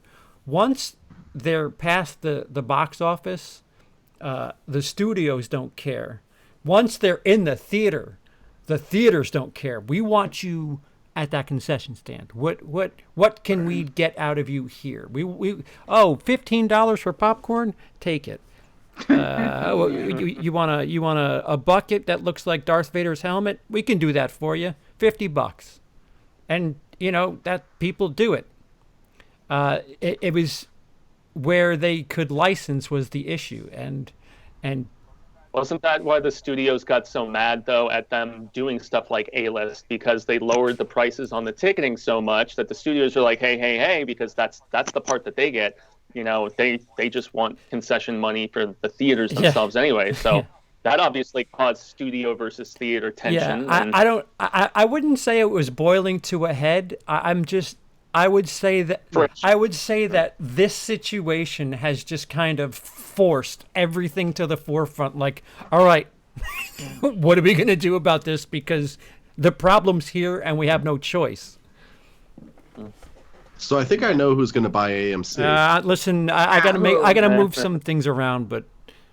Come on, TV. Yeah, come on. I got 5 on it, man. You got the rest of this or not, dude? Like, what is this? I've had a rough March. In 2017, Regal was bought by something called Cineworld. Uh-huh. And they are currently the second largest cinema chain in the world with 9,518 screens across 790 sites. Yeah. Including countries like the UK, the US, Canada, Ireland, Poland, Romania, Israel, Hungary, Czech Republic, Bulgaria, Slovakia. I guess they recently bought Spyglass Media. You know, like the people that made like this one? Yeah, exactly. Yeah. Right. The Sixth Sense and stuff like that. That's a pretty I know big the deal. logo in the beginning, this one. Yeah, exactly. The moment I read that, I'm like, oh, those guys. So are they part of NATO? Is there a listing of who's in NATO? I don't know, but I do know that they're a secret list. It's theater owners. So CEOs from these companies go. They have this thing, which Lindsey, if you can try to look into it. Well, it's not happening anytime soon. They have this event called Show West. Sometimes they do it on the East Coast, where it's called Show East, where they woo. It's a convention for theater owners and higher ups in theaters, and I worked one of them back when I wasn't an anybody yet. I had to open the door for, you know, the Weinsteins and the like. That one of those cons would be an interesting thing to sit in on to see what, because it's essentially like an investor meeting where they're telling you what here's why our theaters are awesome and invest more and this, that, the other. It's not, you know, it's not exactly eyes wide shut secret, but it's not public information. If that helps at all. To be a fly on the wall, right? Yeah. Damn. Yeah, right. That'd be amazing. But if I had to guess anyone, it's going to be these guys because they already just own everything else anyway. They have Right, AMC. They'll be the. That's the next step, exactly. too. Yeah. Worldwide But then- release dates. That has to be the next step. Yeah. If you're gonna Like day and date everywhere, you mean? Yeah, I don't know what's this staggered bullshit. Well, like especially if you own theaters across the globe, what is this March 1st and then well, we're not getting it till September. What? It's a fucking hard drive. that What do is you mean? weird. Yeah. Yeah. No, and then fans Get a better mad zip when drive. We'll spoilers send it are to you overnight. Yeah. What was that, Fuego? You cut up. Oh, I was just saying, and then in turn, it gets released like a week or two early overseas, perhaps, and then, spoilers are hitting social media, and fans are stopped in North America, and because people just love being assholes and just spoiling, big deaths or twists in films and stuff. It's really lame, but it's a thing. I think worldwide release dates make the most sense, but Yeah, I remember when what was it, Fantastic Beasts 2 came out, and there was all this stuff about protect the secrets, don't tell anyone the twists, and I just watched the movie, and then I'm like, wait, what twist? Yeah. but yeah, I do remember there being a big push about not spoiling that movie for anyone. Well, and if it was all VOD, worldwide day one would be a lot easier, I imagine. Yeah. And Mike in the chat, this is exactly it. Mike says, if all these theaters are going to be fine, who cares if they're not? They're not. Doesn't mean the end of film or shows. And that's kind of what we've all been getting to. We don't need movie theaters necessarily. Like we have entertainment. Like I can get you 4 screens and show you 4 different types of. Do I have 4 screens? Yeah. I can get you 4 different types of entertainment right now that you just can't compete with. Oh, I gotta get in the car and then drive out to the theater and make sure there's the sticky floor and then fucking get a babysitter and bleh. I still, though, even on a nice, like, big 70, 80 something inch TV, 4K, whatever, I would still be bummed watching something like Tenet on a screen that size compared to, like, the most massive imaginable with the best sound system. And, it's much more of an experience, like we said earlier. Which would still be a thing. I mean, people still go to amusement parks. Like, they opened this new Medusa crazy ride. Let's go out and check it out. And you paid whatever $100 to go do that dumb shit, and you know what it is, you know what the rest of it is, but you're just going for that thing. I think if you can make film about being events again, I think the dynamic would shift. I think. Yeah. I think it'd be hard though for indie films and stuff though. That's the issue because that's what we've seen. Like we've seen the idea that, like, the big films that are like blockbuster or they do fine because it's like, well, people want to watch it because, like summer blockbusters and stuff. But then you have those quiet movies and stuff, which those are the ones that, are finding it harder. That's why you see, I think, a good amount of them going to streaming platforms because it's like, well, they got smaller budgets as is, so maybe they can make a better deal getting bought by a streaming platform. So I think, although I don't see theaters going anywhere necessarily, I just think, like you said, it becomes more of a spectacle type. You got to go to the big thing as opposed to, a nice thing going to a movie that confuses you at the end, like we were talking about, or something. Like just like something that's more of an art house kind of a deal. Those kind of movies getting more of a distribution than just like a local place here and there. That's a little bit of the detriment that we're seeing, and we'll probably see that continue as they're going to have to try to convince people to want to come out for something, and it's not going to be because of an indie type movie. Guys, I hate to give us credit, but I think we solved it. No, seriously. Disney, give AMC their money, buy your theaters, do whatever the hell you want with all those screens, and let everybody else do their thing. I would have loved to see Parasite on like a mainstream large screen. Parasite stuff, like there's all these things that they just don't get the time of day, and it's really frustrating. And yet I got to see Parasite at AMC because that was part of, like, AMC has their indie series that they do. And so I got to see that on a big screen, which was nice. So Arclight. But anything before we get into the big topic? Well, I mean, drastic times call for drastic measures, obviously. And I think that just this horrible situation the world is facing is just definitely, it's causing the industry to have to shift, and we're going to just see a massive change in the way we consume our content as a byproduct of this situation that we're facing. Yeah. I see. No, it's like the entire landscape is going to shift for better or for worse. Hopefully for better, but probably not. Give us a couple weeks off, and we figure out how to fix the theater industry. That would be really funny though if Disney does buy AMC, and that does just solve the whole issue though. Go ahead, Chauncey.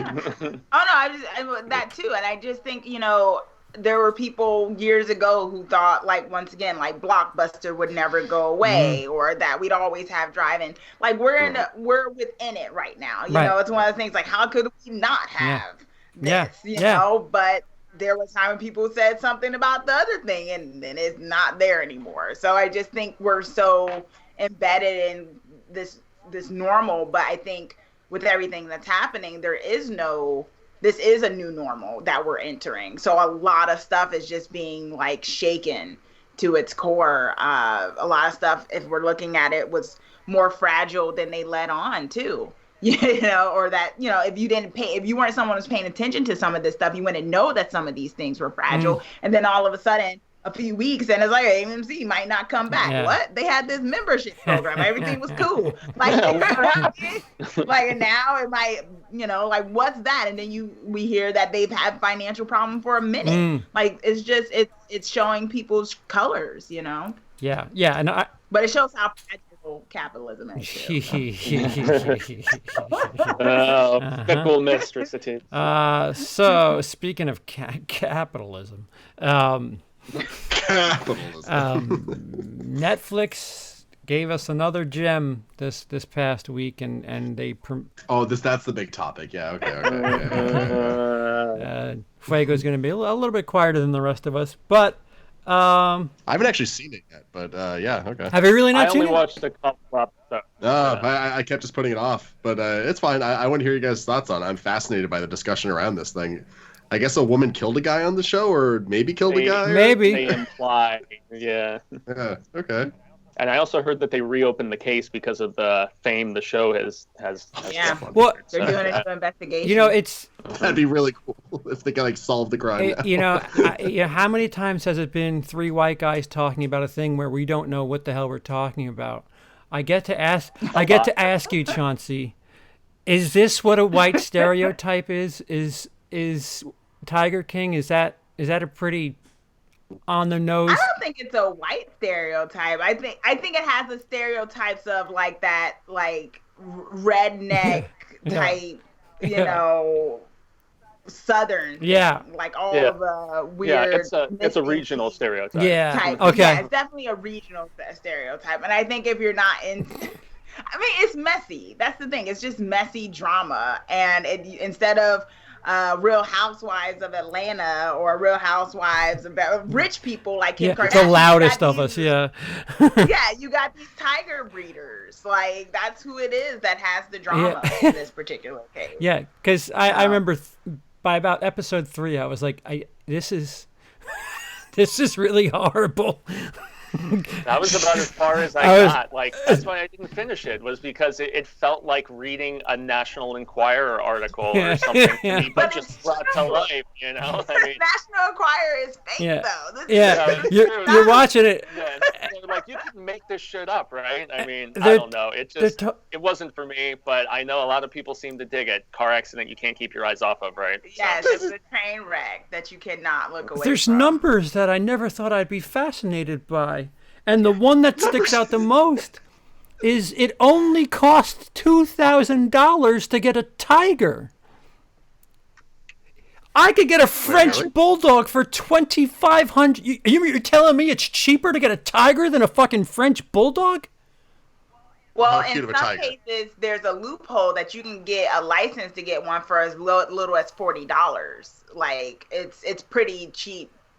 To basically, it's a whole, and I think that's one of the things I did like about it, because I actually I wrote a review on the series, and one of the things in just researching a bit more about the question of how this greed is like diminishing the environment also because of the fact of people wanting to have, this access and being able to pet a tiger cub and things. And it makes it so that, it's really actually a very serious issue. Like there's only like, I think, 4,000 now or so, like tigers. Zoos need to not be a thing. That's my belief. Yeah, amen. Yeah, and the show, for all of its melodramatic guilty pleasure, does have that at the heart of it, because one of the filmmakers is the one of the lead guys of the Turtle Conservatory. Mm-hmm. So he is, you have someone who they're embedded in it, so their whole thing is trying to bring attention to this cause. And I think it's a very smart way that they use this Joe Exotic guy to get people to pay attention to something that normally people just wouldn't be paying attention to. Well, yeah, there's another thing to say very, very firmly is this documentary series is very funny. It mocks, it roasts the subjects, and it really points out a lot of the hypocrisy of things. I mean, they go to 4 or 5 different, I don't know what you call them, breeders, zoos, caretakers, and they're talking shit about one another, and they don't even pay their people. Meanwhile, the one that's talking pays their employees $100 a week for like 50 hours worth of work, and then the next guy's like, we pay way more than that. We pay $150 a week, and they get to share a bathroom. And there's all this stuff, and like then they start talking about PETA, and the way it's edited makes you think that all PETA cares about is having celebrities topless to get you to donate to PETA. There are so many different angles where no matter what your stance is going in, they're going to show you every side of the exotic animal thing at the very least, and show you how stupid each and every one argument is, and it's sobering.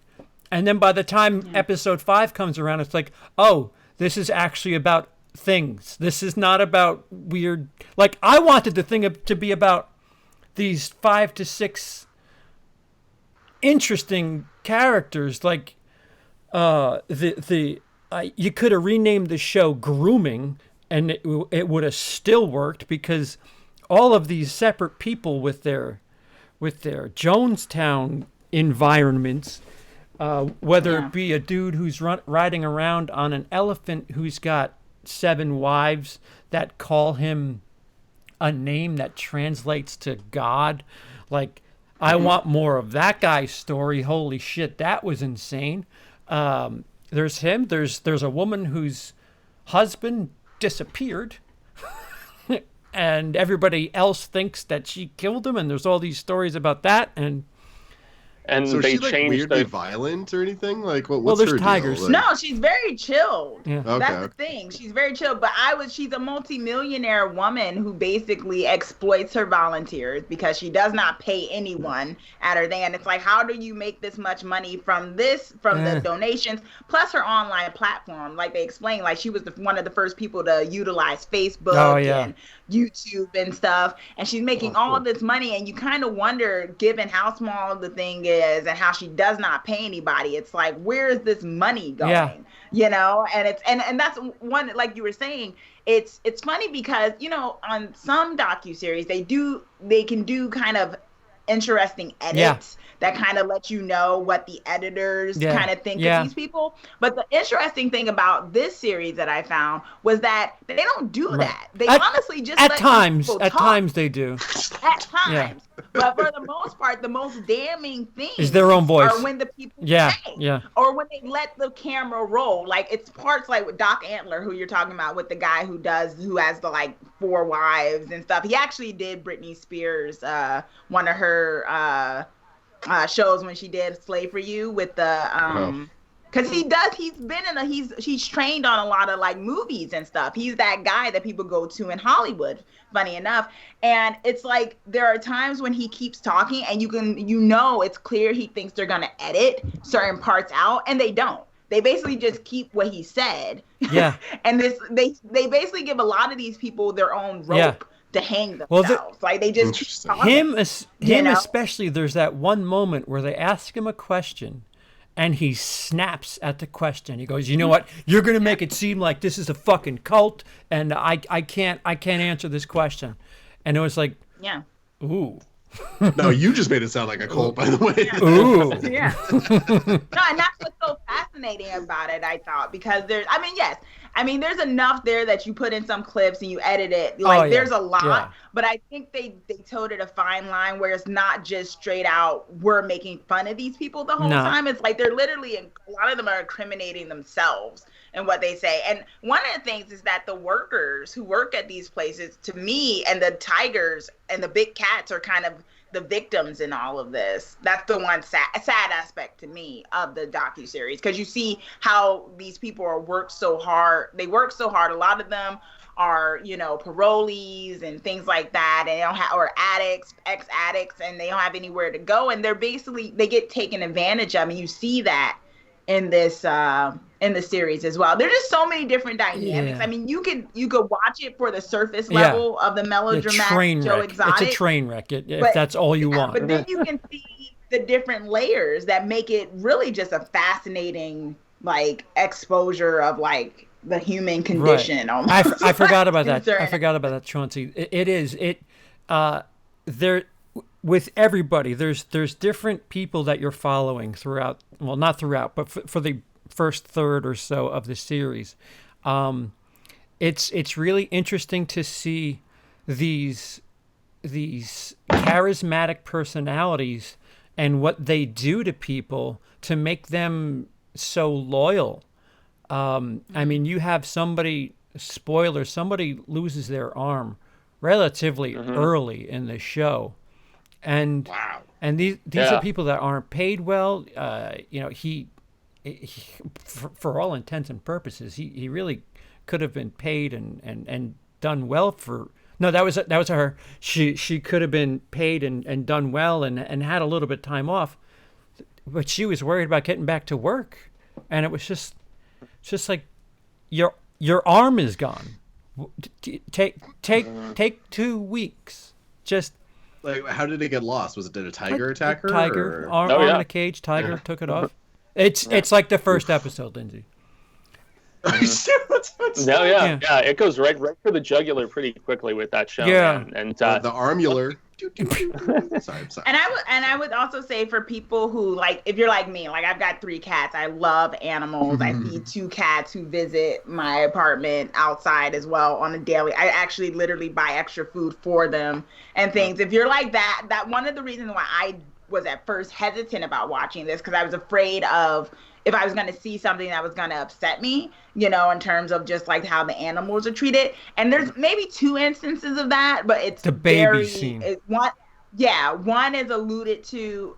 Most of the stuff is alluded to, or it's like speculated. Most of the things that will probably make you mad if you're an animal lover. And then there's like 1 or 2 instances that are very quick, and not as like not as upsetting as it could be, just in case someone's worried about that, if they wanted to look at it. It is strange. You find yourself feeling for the animals and the employees of these narcissists. I can't find a better word for them, but they're these. And it's a sentiment, dude, that lots of people, like Dice Rowland just said in the chat, she's like, there's no heroes in this show. And I still remember watching the pitch. I was watching the pitch meeting for this, though, Lindsey, and they were like, who am I supposed to be rooting for? And they're like, nobody. And he's like, how does that work? Isn't there supposed to be somebody? And they're like, no, nobody. They're all despicable people at the end of the day.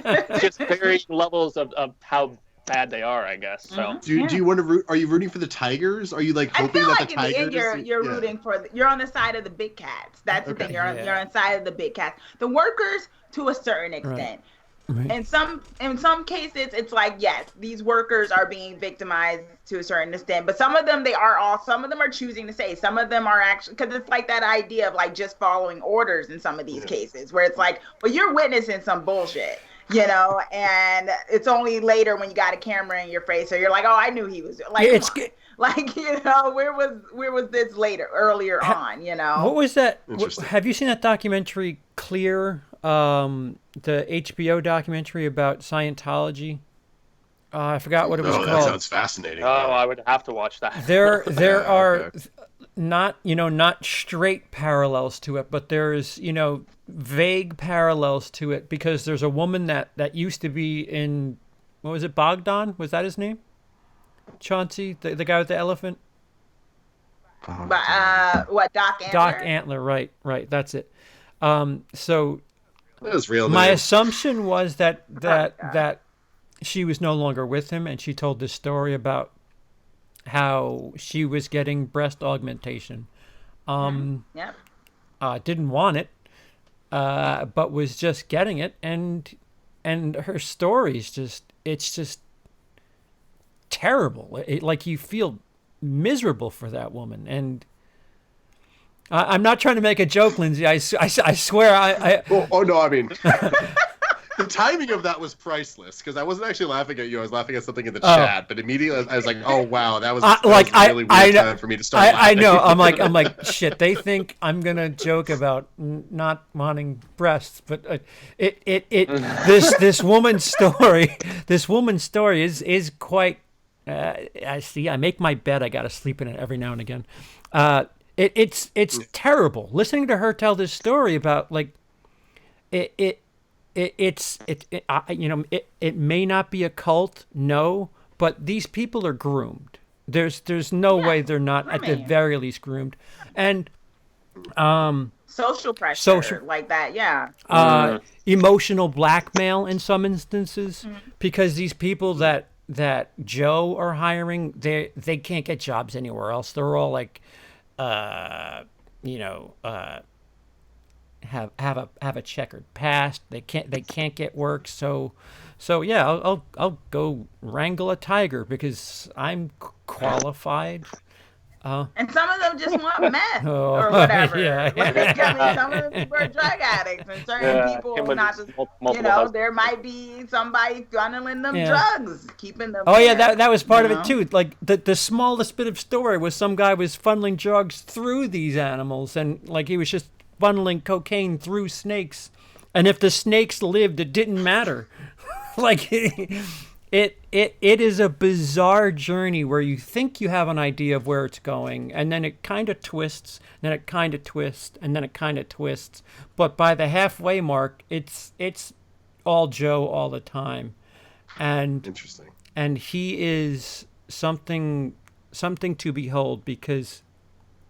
So here's my I've been wanting to check it out. But I remember put aside hours, because put aside hours, because hours. I'm telling you, you end up sitting there the whole time. I sat there and sitting. I don't ever really binge stuff like that, even in this time. And I just watched it all with her. I was like, I've got to see how. I did 4 in a row. I wanted to see what it was about and watched 4 in a row, like nothing.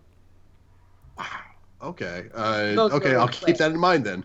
And it's only like 7 episodes, right? Yeah. So you could. It's like less than 4 hours of your time. Yep. Oh, so it's only half an hour each episode, or 45? It's like or it varies. Some of them are an hour. I think the first one's the longest, right? Yeah. Okay, that makes sense. It's like if they took Making a Murderer and like dunked it in I don't know, oil and poured glitter on it. Like, it has that same you know that draw that Making a Murderer has, where you're like, this can't be true. This is, how the fuck? And you just keep watching, and the story doesn't really stray, but you learn this new piece, and that's episode 3 is this little thing. But Tiger King, episode 1 is a festival of fireworks, and all these people are crazy, and you're like, oh, that was crazy. And then episode 2 is, all right, now we're going to talk about this, and that's nuts. And then, death, tigers, delimitation, and then finally murder for hire, and it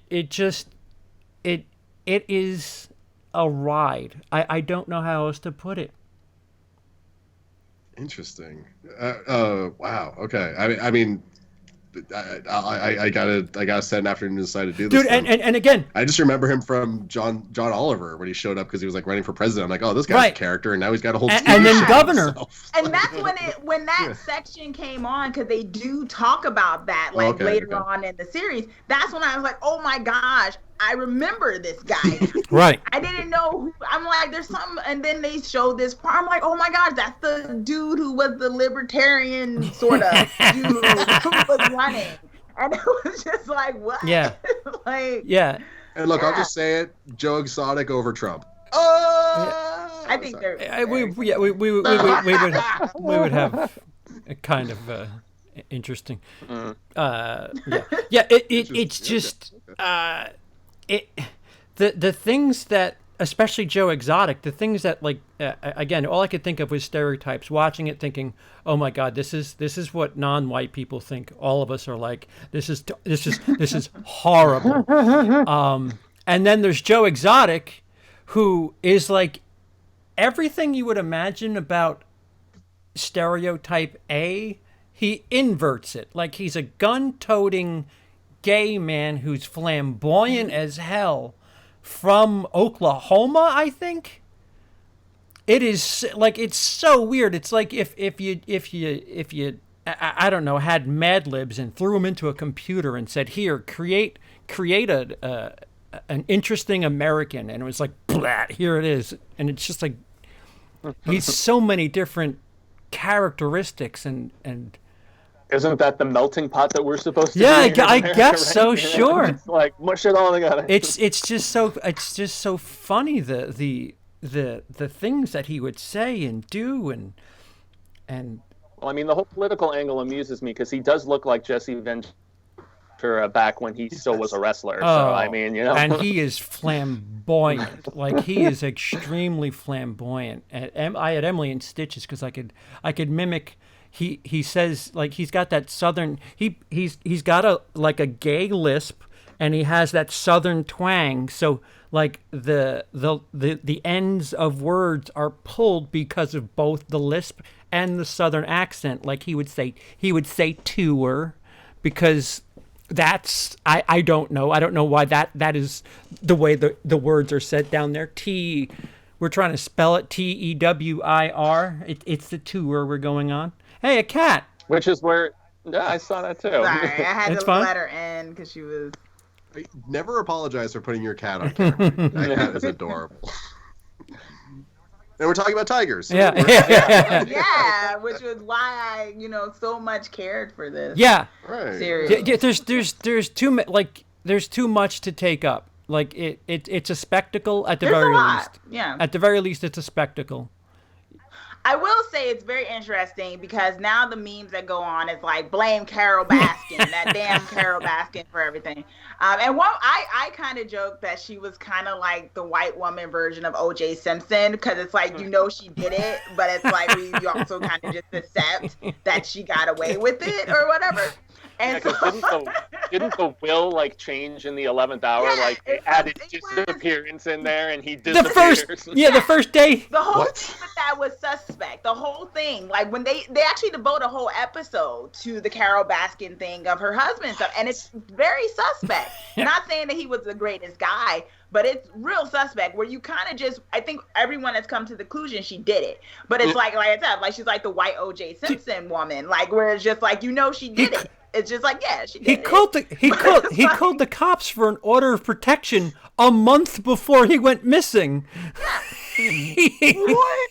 Dude, it's just bonkers. That she probably did do it, but this is like, I mean, it's not like he was the best. I mean, not to justify killing your husband or whatever, but it's like really just funny, like, just the whole aspect of just, there's so many layers to it. But what I was gonna say about Carol is very interesting because she is juxtaposed with a lot of these male tiger breeders and big cat breeders and stuff, they all hate her. Mm-hmm. Like, Joe is the one that kind of takes it to the extreme, but they all have like this real crazy just hate for her, And like hurled at jealousy, her a lot. So yeah. I mean, in one aspect, you do kind of see the parallel of why she could be as cold as she is, because she's in this terrain, and like she's dealing with these men who basically, it's kind of this weird jungle fantasy a lot of them have when they do this thing. It's a very, I don't know, measuring your dick. Yeah, kind of thing if you take a shot every time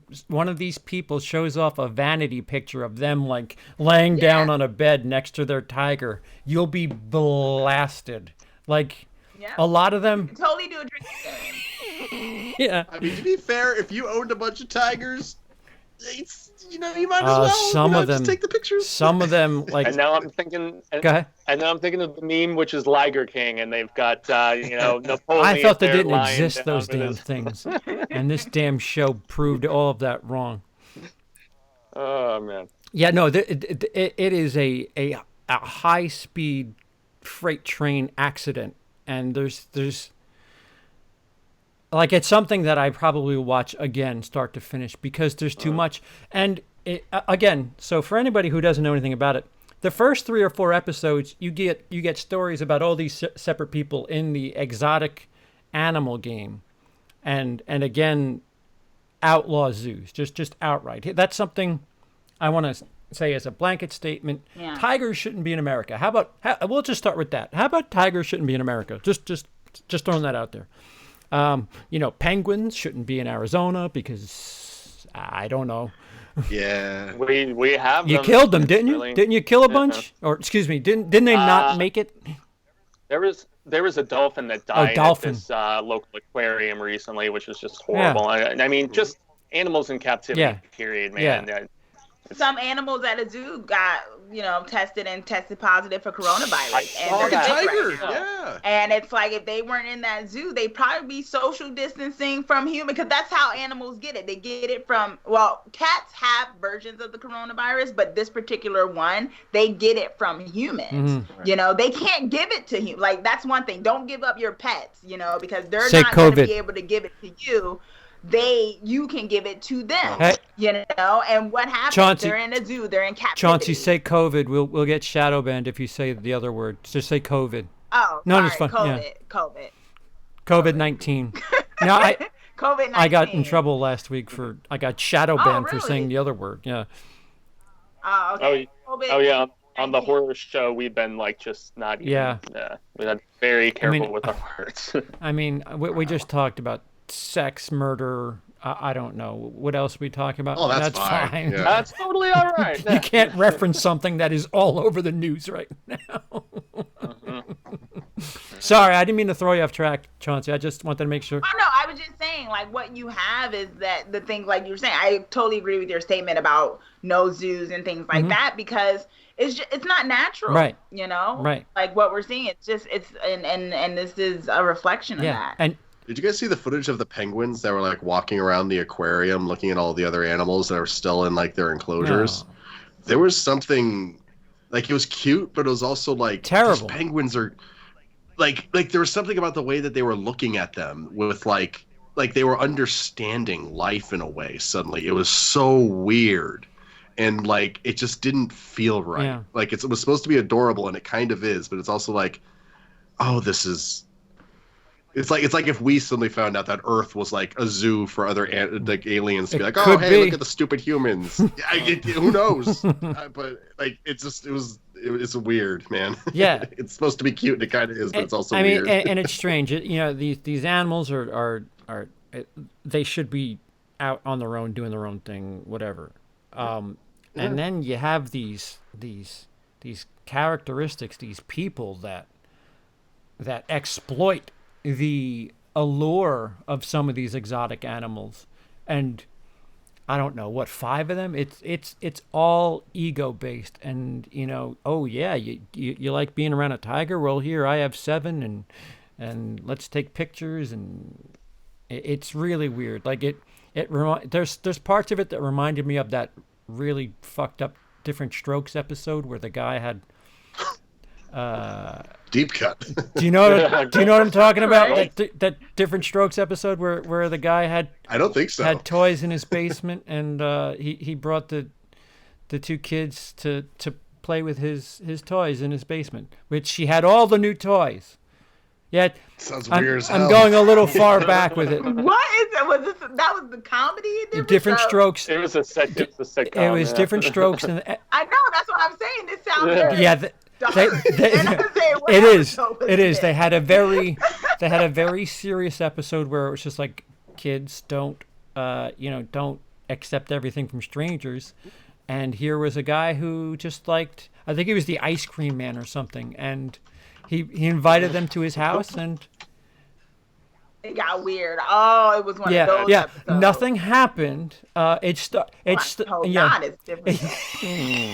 yeah. Well, I mean, that would be a hell of a move for NBC to show that. No, it was But like it starts where like he wants to take pictures because he's got these cool like I don't remember what it was. Like he has I have all these cool outfits. We can play whatever and take pictures. And then slowly but surely Arnold was understanding what was going on, and that was a show that I saw very young, and I knew then that adults aren't to be trusted. I don't know where I'm going with this. Somebody save Talk me. about Different Strokes. I was gonna say they hit those hard topics in the '80s, man. Different Strokes, family ties, growing pains. I mean, that was some heavy stuff, man.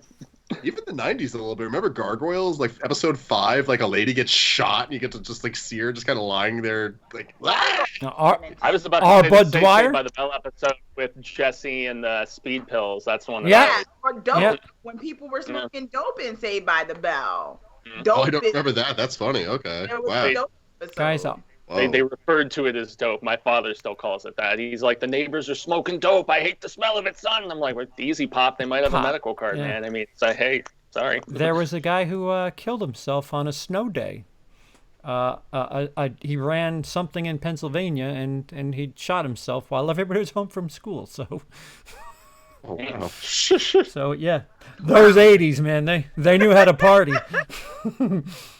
Something interesting popped up in the chat trying to get away from some of Bah! It got real dark.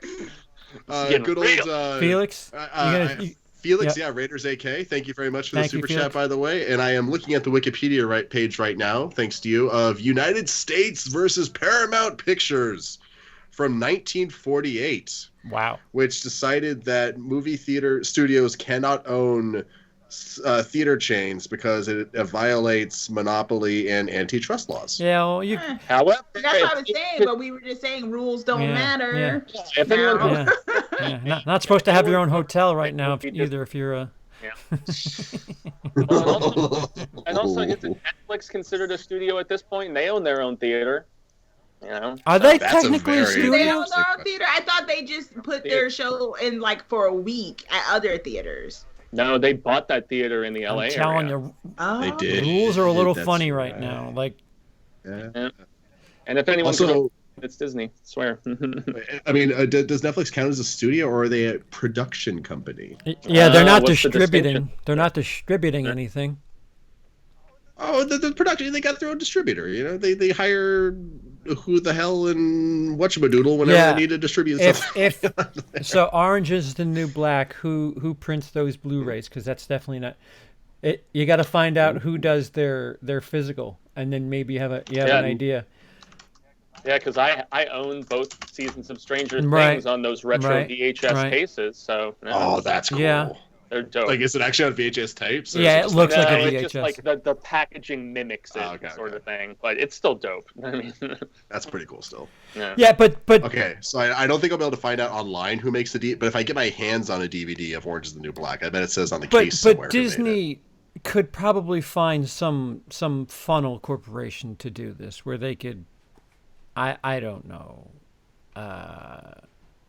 Mouse. A They front could- but they organization need you're to- talking Yeah, about? like a, somewhere that. I mean, but what if they just start a separate company? I mean, that's completely separate from their film division. I mean, I'm sure that would be. There has to be ways around these things. I mean, Disney with their money and their just string pulling. I don't know. Like I was saying, if anybody could pull it off somehow, Disney I think would have the best potential. It's just weird though. Like I thought we were against monopolies because what Disney's been doing in the last 10, 15 years, they're just monopolizing. Like if you told me that the people that made Aladdin would own the company that made Alien, I'd be like, what? That doesn't make any sense. Yeah, they own my childhood, man. Yeah. Between Star Wars, Marvel, and Paramount stuff like Alien and Predator and all that, they own my childhood. It's sad, kind of. So and if you look back at the Fox merger, there was like Disney was not allowed to buy Fox News because they already own a news corporation. Yeah, or the sports division either. Fox Sports is still its own separate thing. So there are still some laws. I mean, they're getting a little shaky, but there's still some around the peripheries of stuff. Weird place, like news is sacred anymore. Like, whoa, what the hell So objective. What the hell does that matter? Of all things, no, you can't have news. Well, it's a phrase that I think of, and I have in the last couple of weeks. Jim Morrison, The Doors. This is the strangest world that I've ever known. Yeah, especially. Remember when 2018 was supposed to be shit, and we needed a new year? I remember when 2016 was like the worst thing ever. 2020 said, you guys are stupid. And everyone kept saying, this year's going to be our year. Yeah, and then we almost have World War III and then pandemic, and it's like, my God. It's not even a full we just did a quarter of 2020. I don't know. Unless aliens come and give us the cure to every disease before the calendar's over, 2020's a loss. Except for COVID. It's done. Yeah. I don't think you could save 2020 at this rate because we're really having a bad day. Excuse me. Yeah, short of a vaccine, you can't. And not to get super seen those political. memes about how 2020. So far it hasn't been so bad. April, it's like the aliens from Independence Day coming out.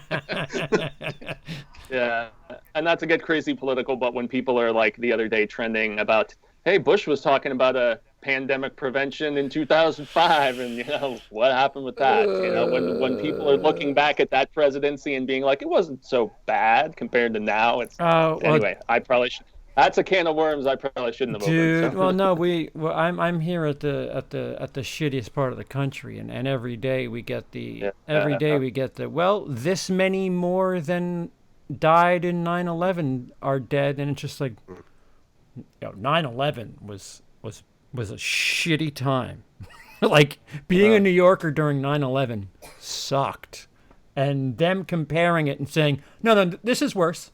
It's just like, okay, so I'm gonna go find something from my childhood and watch it for 10 hours straight because escapism completely, right? Dude, it's terrible out there. Terrible. Yeah.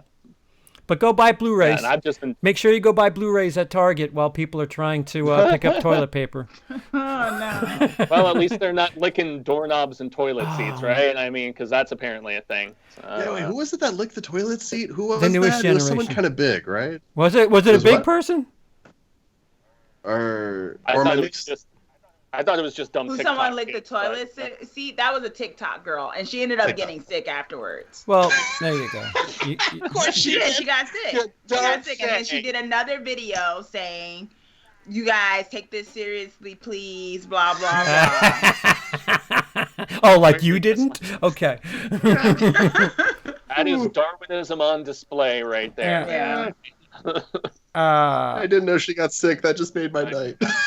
I mean, I hope she's okay. I hope she's alive. It's just... I don't want to say her suffering. It's so strange. This generation, today's 12-year-old is the smartest, has the chance to be the smartest 12-year-old ever. They have all this information at their fingertips, and we're licking toilet paper, toilets, and drinking Tide Pod, and like what is happening? Tide Pods, yeah. God, yeah, you guys remember the Tide Pod challenge? That was like 20 years ago, right? Like that. Was it that long ago? I don't even. I don't remember. Yeah. 2020. Yeah. I said, how do we pull out of this and just ease into something else? Just put me to let's carbonation just freeze until wrap this up somehow. So What if you guys Watch watch Tiger Tiger King? yeah, watch Tiger King if you have time, as some of you should. I mean, I would say at the very least, give the first episode a try, and that will let you know, because it was like heroin to me, because I watched I wanted to watch like 10 minutes, and then I was like, no, I'm good. I'm good. 4 hours. I'm just gonna nod off here while this show just destroys my brain cells, and that's what happened. You'll know one way or another. Either it's too abrasive, too obnoxious, or just too captivating at how many stupid, egotistical, I don't know. Insert other words here. There's a lot of people there, and I swear, I hope we get side stories. I want to know about the dude with his 9 wives, 7. Yeah. No, it's not 9. I don't think it's 9. I think he has like 5. Okay. Like 3 of them have houses. Yeah. I don't know where the other 2 or 3 go. Yeah. I want that yeah. universe. I want the Scarface guy to have at least 2 hours. That Scarface guy was interesting as hell. When he's talking about a decapitated... Oh, there was a decapitated head. That's right. And and he just kind of shrugs off the story like, well, what was I going to say? It was on my yard. But Carol Baskin killed her wife. Yeah, that's true. Like, totally is just like, yeah, but like, she killed her husband. He's talking Carol. about a headless person. Like, I'm literally Scarface, but Carol Baskin killed her husband. It's fascinating.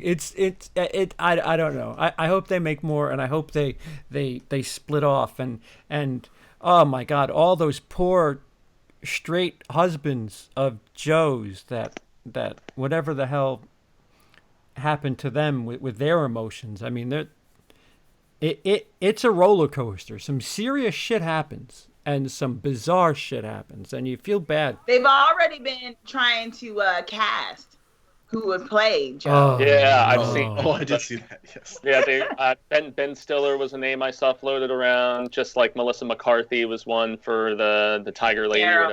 Whatever her name is. Carol. Yeah. I don't want too much. Like, don't Melissa McCarthy it. She's gonna if she's gonna do that woman, she's got to do like Please Forgive Me, not like. Don't be. She's terrific in that movie. No, man. that's what I'm saying. I'm saying like She's so good at don't that. Ghostbusters it, pull it back a little bit, and don't lean into every little thing. Yeah, based on even the tone of the couple episodes I watched, it would need to be a very dark comedy. It would have to be like kind of Very Bad Things sort of vibe in some ways. I would think. I would for my taste, I would prefer it to be a little more, I guess Coen Brothers, where it's Fargo. Yeah, Fargo. Maybe? Sure, How Fargo sure. had like some humor, but they're still putting people in wood chippers and stuff. I mean, which. Wait, that's the only thing I think didn't happen on that damn show. So It's in the deleted scenes. When the DVDs come out, you'll get that extra footage. So what do you guys have planned as far as entertaining yourselves in the I don't know, in case we come back in a week coming up? I've been putting. Oh, sorry, Lindsey. No, go ahead. Since I only tried a couple episodes of Tiger King and then kind of cast it aside, the VOD has been getting a good amount of my money, and I actually have a full slate of Fuego-tainment episodes like every day over the next That's week. good. And I'm going to probably keep that going. But I saw Chauncey's recommendation, The Wave, which I reviewed. That just went up on Sunday, and I have to say I didn't love it, but yet I was discussing it with my girlfriend a lot after, because we had like differing theories about how much was in his head. But I mean, it's a movie that you can't really do a spoiler-free kind of thing, because there's so many different theories and it's almost a film that I felt like I needed to watch a second time, because there were little nuances that were clues to what I feel like was really happening instead of what you think is happening. And so that was cool. And I just like Donald We Faison. could have Seeing had him an actual pretty movie cool. review discussion, and we just totally cruised past it. I also watched Come to Daddy, which is that new Elijah Wood movie. I have a review coming up of that. That is an interesting film. It's very darkly comedic. Oh boy, what else? Bavarium. I watched that recently. Jesse Eisenberg, Imogen Poots. Very interesting, kind of like stuck in a house sort of situation about this couple who buys this home in this new development, and turns out they're trapped, and this baby shows up that's growing rapidly and is like insanely pull your hair out, annoying. It's another dark comedy with some sci-fi leanings, and it's about becoming stir crazy and being trapped. And so yeah, I have reviews of all of those coming up. They're already filmed and in the tank and scheduled and everything. That's awesome. So there's like a lot of cool stuff to watch, on the VODs. And then I've been putting it together for a while, but my review of Cats. Oh, no. Yeah, because Cats hits home release tomorrow. It's been on the on-demand VOD, but I've got some fun for that. What are they asking for that right now to rent it? Are they asking $20? $19.99, but tomorrow it's going to be on just full, it's like regular VOD where you'd spend like what, $5.99 or $4.99 or something, and it's on home release, so Blu-ray and DVD. $20 for Cats. Yeah, Cats. I've conceded I need to see it. I was kind of at a point where I tried to see it twice in theaters, kind of didn't work out. Then I was like, you know what, I don't need to see it. But now I'm like, no, at some point I need to see it. I got too much time on my hands not to I'll see try to watch it. I cannot invest any finances into it, and I need to be able to leave if I want to. Those are my rules. If it's on a streaming service, you'll try it out, right? Yeah. If it's on like Netflix or Prime. Yeah, right. If it's on Prime, all right, I'll dip in for a little bit, and if I want to leave, I'm gonna leave. I don't want any investment. I'd rather be pleasantly surprised than horribly disappointed. Lindsey, what about you? You got. Well, first I just want to say something. Jacob McCullen in the chat just said he enjoyed my Birds of Prey video, and I just want to say thank you very much, Jake. I appreciate that, and it's nice because I'm actually we'll see if it works out, but I am obsessed with how terrible Picard turned out. So I am currently working on a video on it, and we'll see if I can congeal my how is this show what it is into something other people can understand. But that is my current goal. I'm like halfway through a second rewatch of the show. Try as I'm getting my notes together and stuff. So that's what my current task is for myself. Awesome. It was getting so sad like 3 episodes in, dude, and the hot Vulcan Harry Treadaway stuff. I was like, I don't want this show to disappoint me the way I know it's going to, so I just didn't even finish it. But perhaps I have to for that whole train wreck aspect you guys were talking about. It's a very good first episode. Like it hooks you and you want to see more, but it just falls off. I mean, come on. Yeah. Oh, that scene. That scene alone just teared me up, man. Yeah, I literally cried too. It's like 2 minutes and I was crying. But anyway. That's what's going on with me. Okay. Chauncey. Well, like I was mentioning earlier, my review, spoiler-free pretty much. I do talk about some deeper stuff with the Tiger King and stuff and some of the themes, but that's out now. You can find it on Rotten Tomatoes, also at People's World. So I did that review. Written. It's written? Not video, written? Hmm? It's written. Okay. Written review. The season 2 premiere of Harley Quinn on DC Universe started last week, and the AfterBuzz TV show that I'm on, I do the AfterBuzz TV after show, the official one for Harley Quinn. So that's going on every Tuesday. People can check. I film it Tuesdays. It comes out on Fridays. People can check that out. So the first episode's up if you have DC Universe, which you should because it's awesome. And Harley Quinn is awesome. So you can check that. And then the next episode for episode 2 should be coming out this Friday when the new episode for episode 2 comes out on DC Universe. And somewhere in the near future, I'm going to be doing most likely a written review on the other Netflix docuseries, How to Fix a Drug Scandal. So look out for that. It kind of deals with the controversy around the people who actually test the drugs during the war on drugs situation. And I tried to sit through Color Out of Space, that Nicolas Cage movie, which is interesting because I really loved Mandy. Once I thought about it, I realized I loved Mandy, and I realized how much I loved it. And it has kind of similar style to a certain degree, Color Out of Space. I do want to do a review of it because I couldn't finish it, mainly because my boyfriend loved it. I loved it too. I could not. Did you get to that scene though? The body, I can't do that. I can't. That's why I've never sat through The Thing. I never sat all the way through John Carpenter's The Thing. And I'm guessing the most disturbing things I have ever seen, ever in a horror movie. Yeah, there's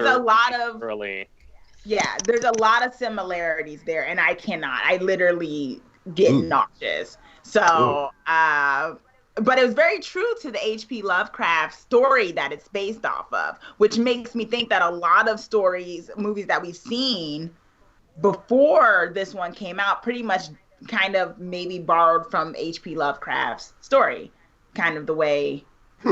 It's interesting. So I want to talk about that. So maybe I might do a video. That's awesome. I've also got some videos on IGTV where we tried to make a Baja Blast from Taco Bell.